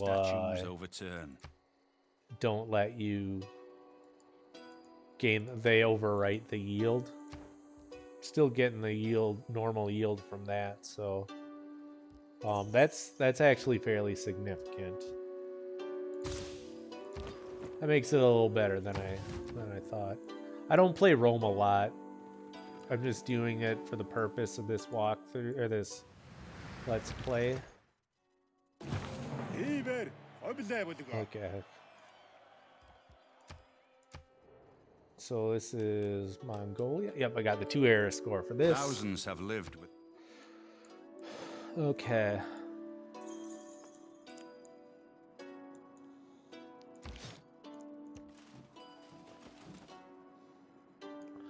Yeah, so it's definitely wanted to get that settler out right away. Because I think if we can't get this, we'd definitely want to go to war with China. Otherwise, we would not have the ability to succeed. And then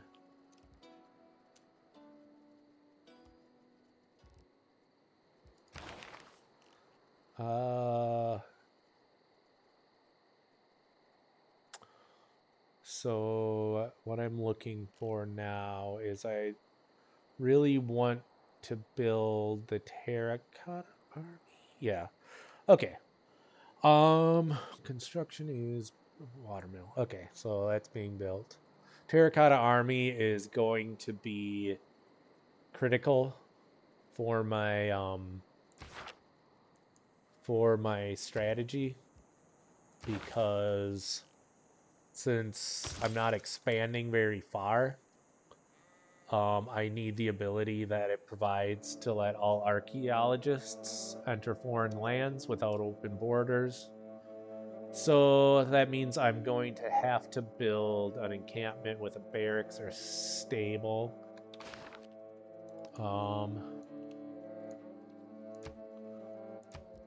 So it's probably going to be here. And I am going to want that right away. And okay, so I can, let's see. I'm going to look up industrial. But I still might want it.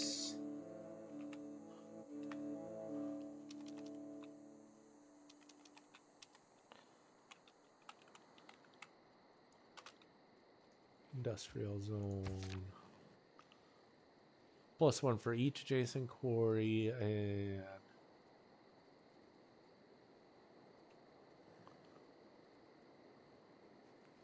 what I'm looking for is, okay, so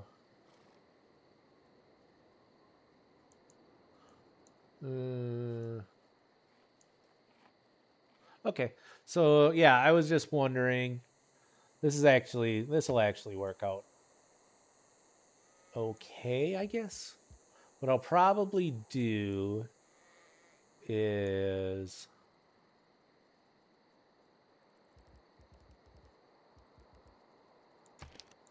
I'll probably build, well, I'm gonna build, okay, build the encampment here, and let me check industrial zone again.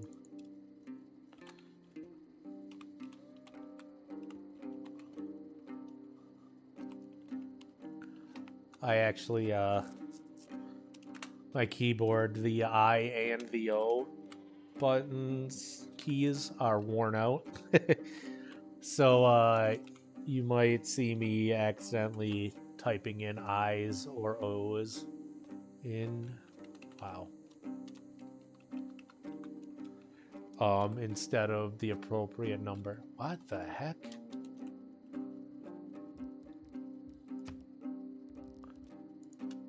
What the heck?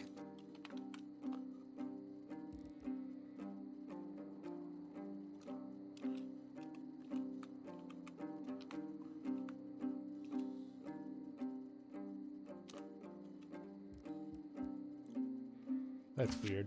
Okay, not Bath. Industrial zone. I'm just looking for. Okay, I don't get a bonus specifically for the encampment. It just gives me that like half a bonus. So if I go here, I was thinking about building the industrial zone there.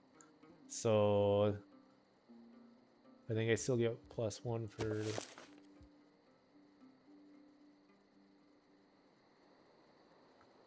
each quarry. Okay, so yeah, it'll be +1 from this because that's a strategic resource. +1 from each of these because those will be quarries, and then like it's +1 per 2 districts. So I would need another district there, and that would let me get another bonus. So actually, I think what I will do. Okay. What's another good one? I could do the government plaza there. That's probably the best.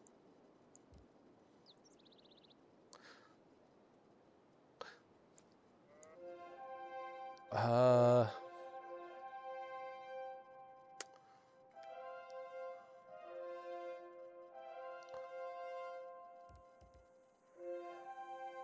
Preserve. I might just put generic zone. Just so I know I want to put a zone down there. It would probably be. Oh, I could do. I do harbor, but then there's no way to get ships out here. Oh. Actually, what I'll probably do is. Oh, yeah. Okay, there's. Okay. Yeah, absolutely. I'll build another city down here. Then that could be a harbor. And,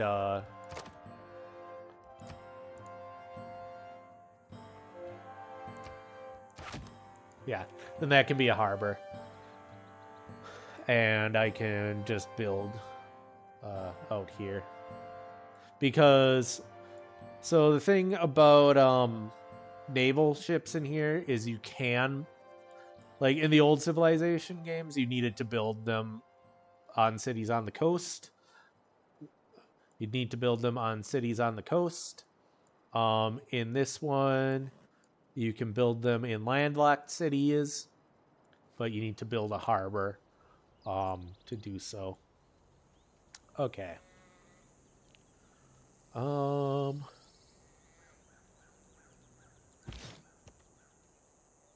Yeah. Okay. So this guy's gonna come down here. Make sure this is scouted out right away.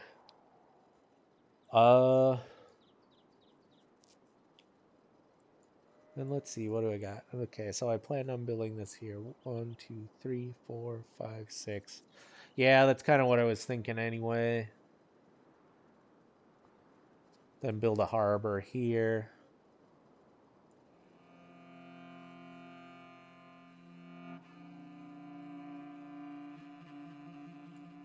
Yeah, okay.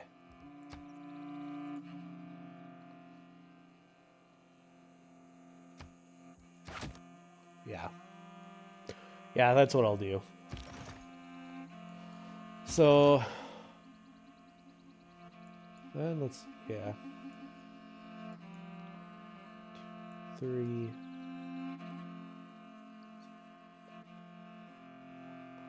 6. I could get, I wouldn't be able to get that there. Well, that's fine.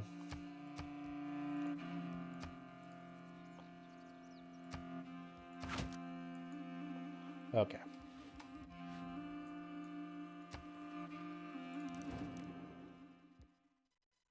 Yeah, so I don't want to give him that because I don't want to let him have iron. in an old edition of the game, it would probably be fine because I already have swordsmen. But in this one, there's another unit that has iron in the medieval era, so I don't want him to just leapfrog me and get those men at arms and then be able to trump my legionnaires with men at arms. I'd rather control his access to it um than get the money for it. Then sell out.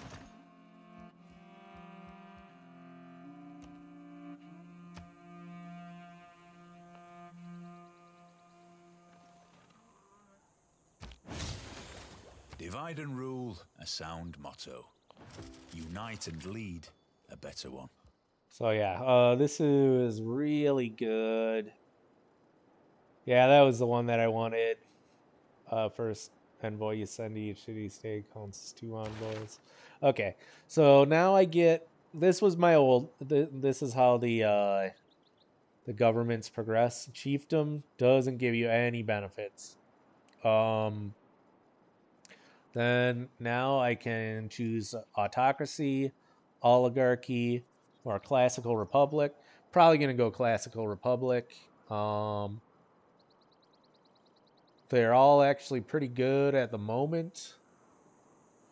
I might actually go oligarchy just to get rid of those barbarians.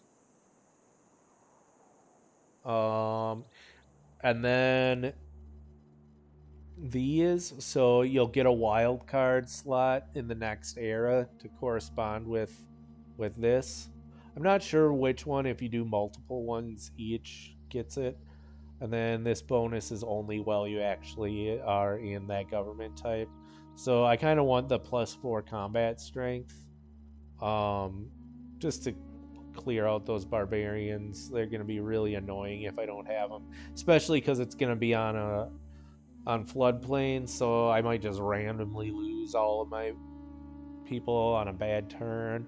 But then I'm going to want to go great person points near the end of the era. Because that'll give me a really big advantage in other ways. Okay, so these second tier ones will either give you access to well, okay, let's see how it, okay, so yep, okay, it's either a diplomatic one or you might lose the military like when I go to classical republic, I'm gonna lose the military slots, but I'll have a wild card either way.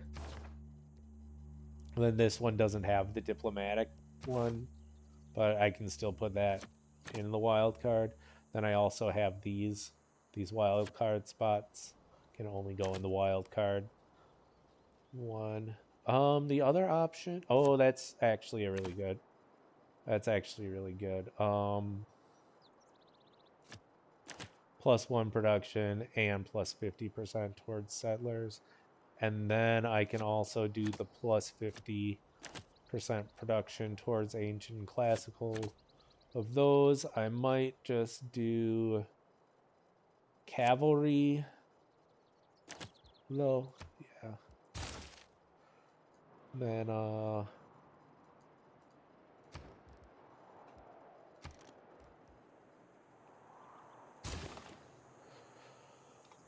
build those ancient walls there.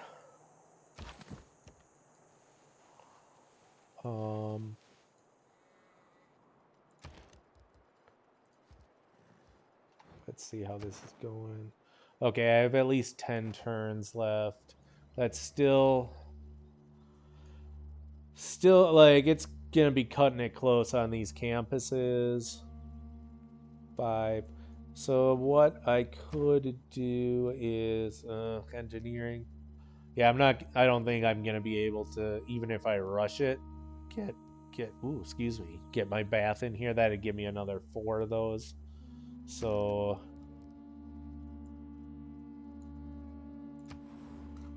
and that's 4.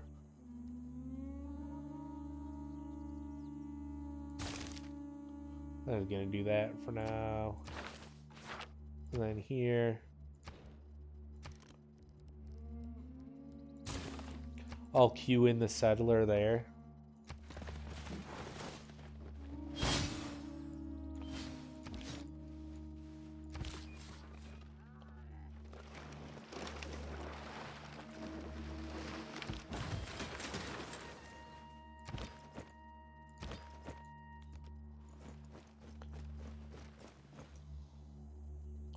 Or the other option is to just do them there.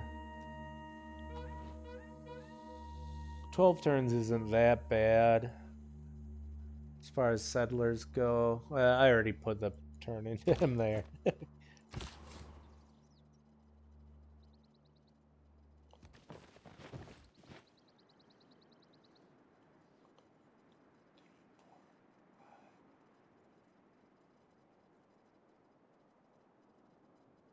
This I'm probably actually going to build build an industrial zone there regardless. But I'll probably still build it here first just to illustrate what I was telling you guys about. 1, 2, 3, 4, 5. 3, 4, 5, 6. Yeah.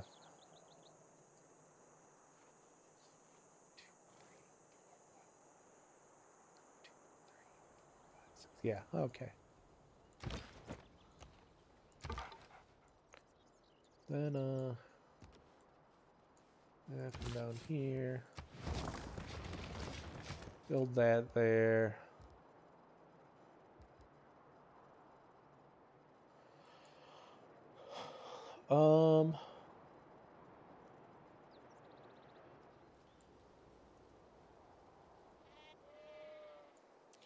Government hub.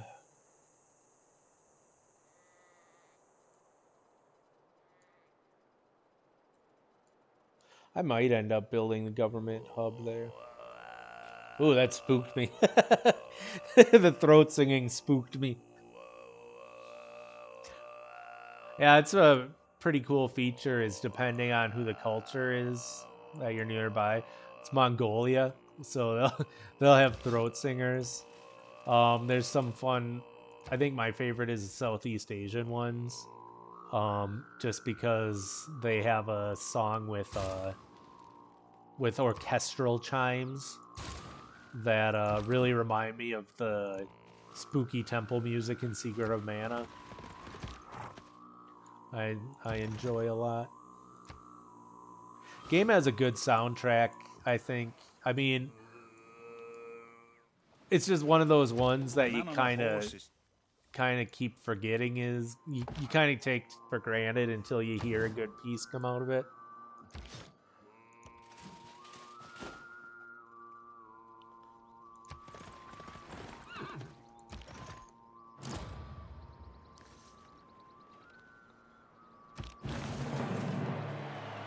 Oh yeah, okay. I got a bonus to era score for building the campus.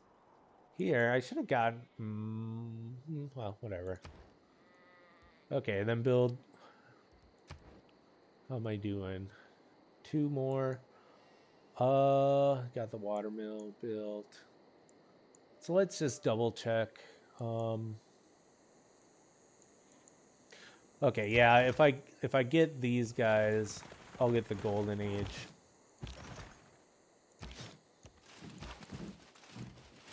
So when I upgrade this guy, I'm not gonna get the era score again.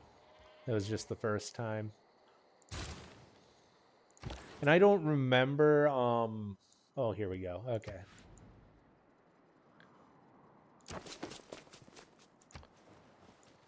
Oh, all right. Got to keep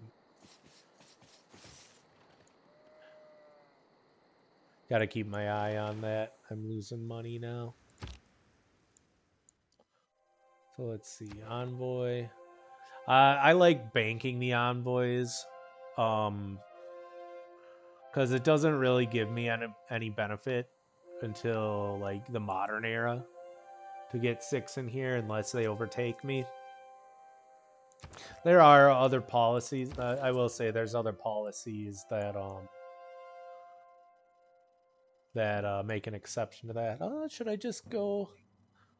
So this will give me a bonus, like a diplomacy bonus. That's probably, yeah. If I didn't need the money, I'd put that. I'd make a domestic trade route, because domestic trade routes are really nice. Essentially, they just give you bonus yields per turn, depending on what's at the place you're sending them. Like if they have an industrial zone, they get a bonus to production. Um, so that's usually nice. I usually put them at my starting out cities so they can grow really fast. Especially helps if you're building something like oh, that reminds me. Okay, yeah, that should be okay. Oh, gonna need to build a worker. I don't have to worry too much about the campus here.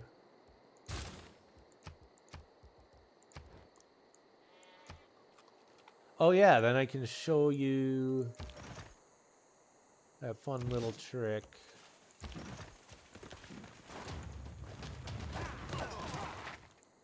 This guy's probably gonna die, but I really want to get rid of this.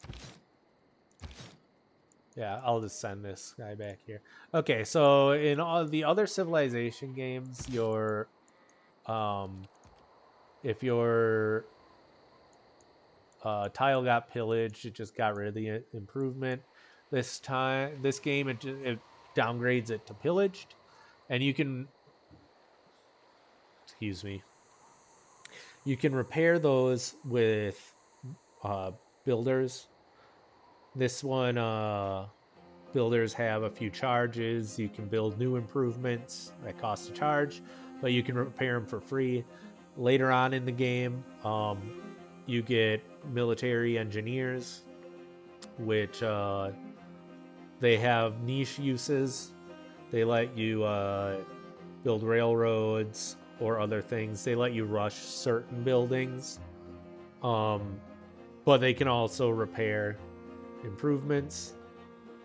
Those different kinds of units have what are called builder charges. Well, I don't know if that's exactly what they call them, but since your legionnaires in Rome have one of those charges, it lets them repair improvements, which is really nice because if you're looking at it from an efficiency standpoint, okay, anything that like generates yields has an opportunity cost to it, because you're using production in order to invest in larger production returns. So as far as workers go,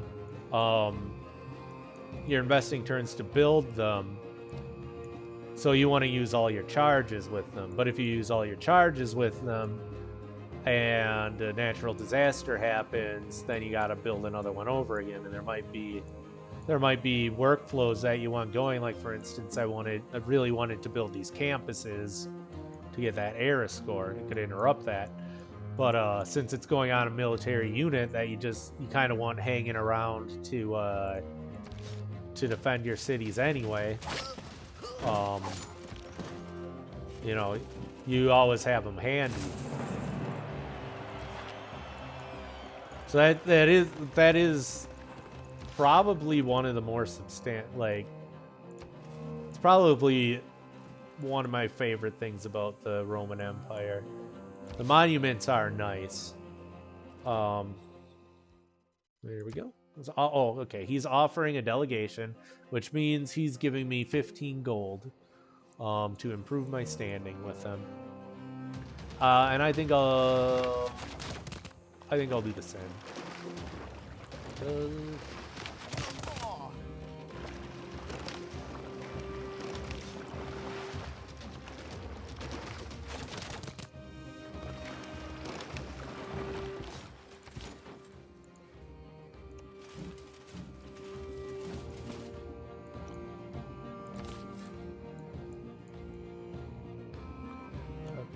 I'll just send him to Ostia. Now, see, yeah, he's got this a build charge, not builder. Okay, since he's got this, he can remove features, he can build that fort, but he'll also be able to repair this improvement. Which is not, like, that's as far as I know, it's undocumented.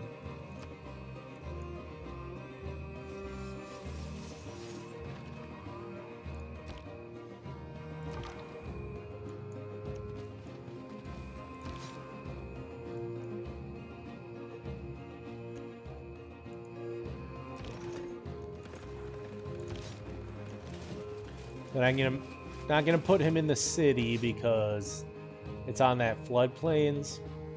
So since he's injured, any damage from the flood could end up killing him.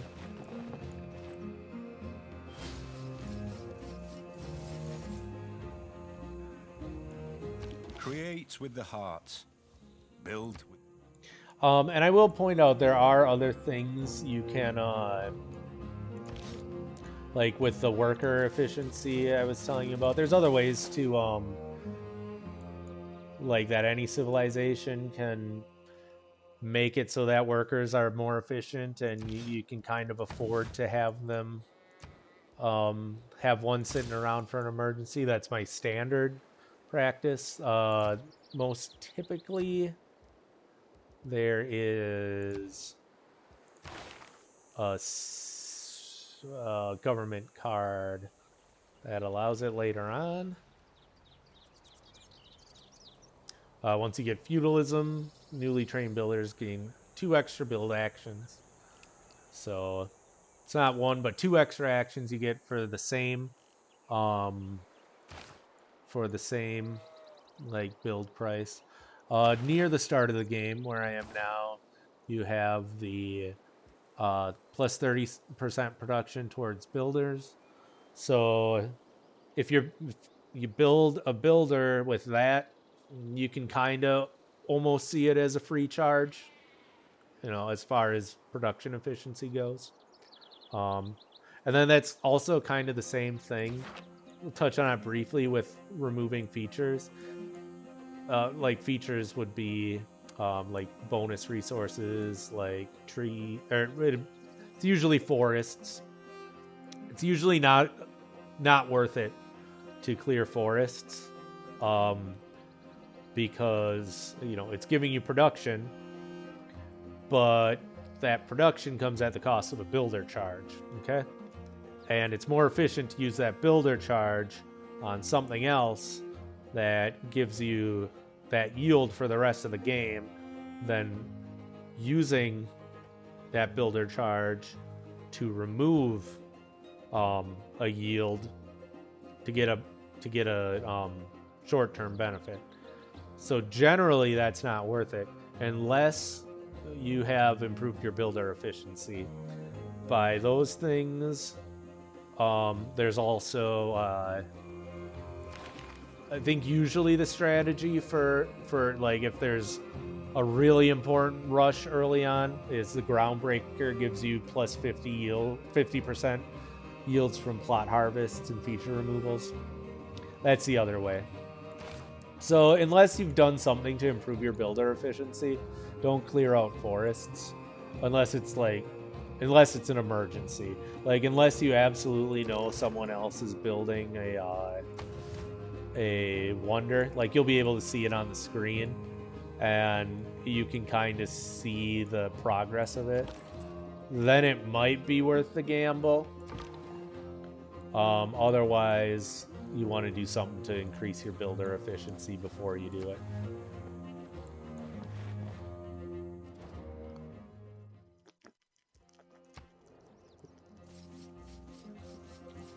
And I don't have the exact math in my head. It might still be that you do. I mean, I think you still do get a net gain from clearing the forests normally. Or I mean, with just your three.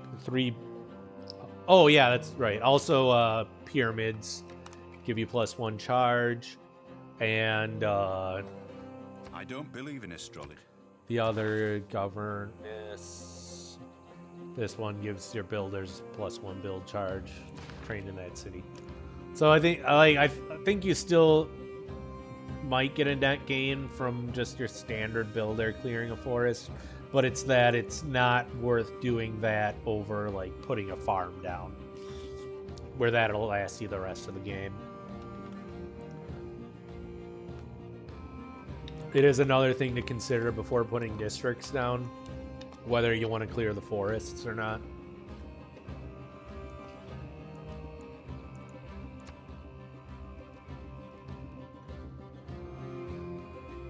Let's see.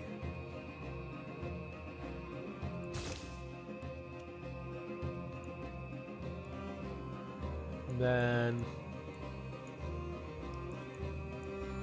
yeah, I might call it here because I'm starting to get brain drained pretty badly. I'm just wondering if there was something else that I wanted to do. I don't think so. Oh, I'll do this quick.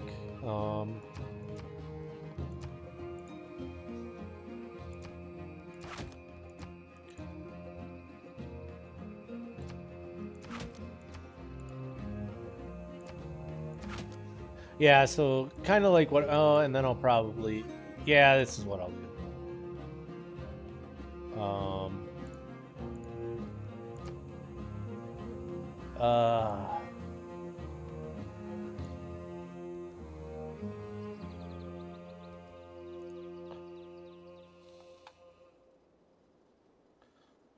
Yeah, probably... Okay, I'll probably do it like this.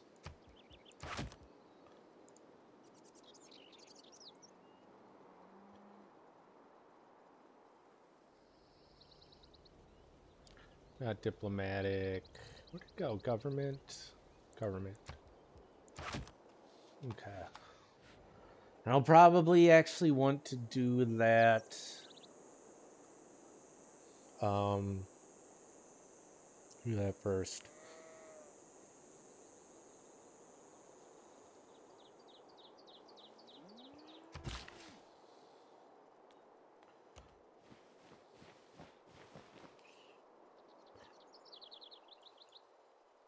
This one I might actually clear off right away. Food might be a different story.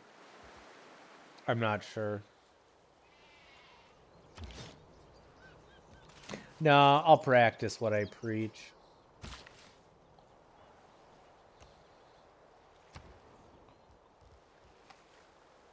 And over here. Okay. Oh, yeah. Okay, this is what I want to do. Definitely want to... Oh, yeah. Okay. Yeah, now I'm kind of wondering if I should... Because like I said, that is really important. The, building the encampment here. Oh yeah, I'll probably, I know what I'll do.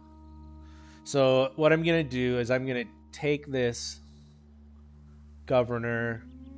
I'm going to take this guy that gives me the plus 50% yields. And I am going to probably chop this this stone and this forest to get the terracotta army. Yeah. So let's see what's going on. There's 3 there. I'll probably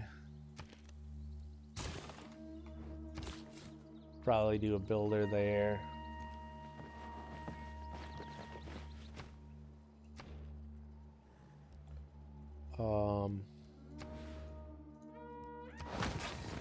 So yeah, and then we're gonna do this.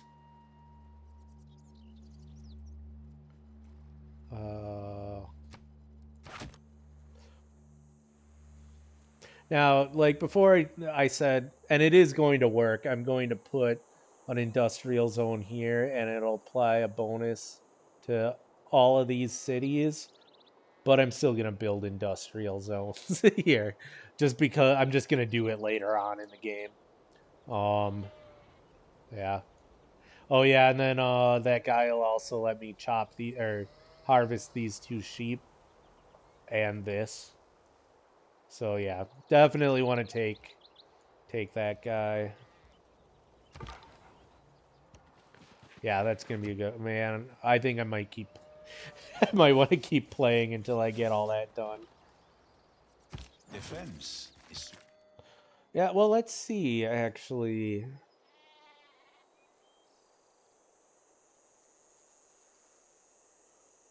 Cuz what I could do is well, now it's too late. Okay.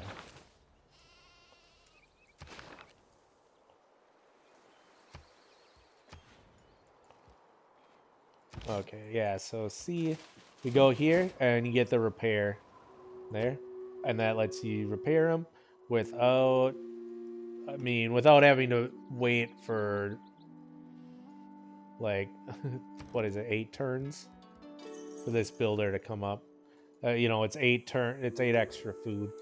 Um, That'll come into play. It's like, it's half, like, I think, I think that's a 16th of that, build. It's just a nice thing to have, especially if you're forced to build like next to a volcano or something, or like these having a lot of floodplain tiles. It's not as evident this playthrough, but if I hadn't built the Great Bath, which I usually don't, I probably would have gotten like 3 more floods here. So it would have been really nice. I am gonna call it here because my cat is paying attention or is wanting attention, and he's kind of bitey. So if there's any comments, anything you need, ask me in the comments below. If there's something you want me to cover in the next video, ask me in the comments below. Thank you very much. I was very, very happy to do this again. Really looking forward to making content again, and I'm really looking forward to live streaming again. Thank you for your time, and you have a wonderful day.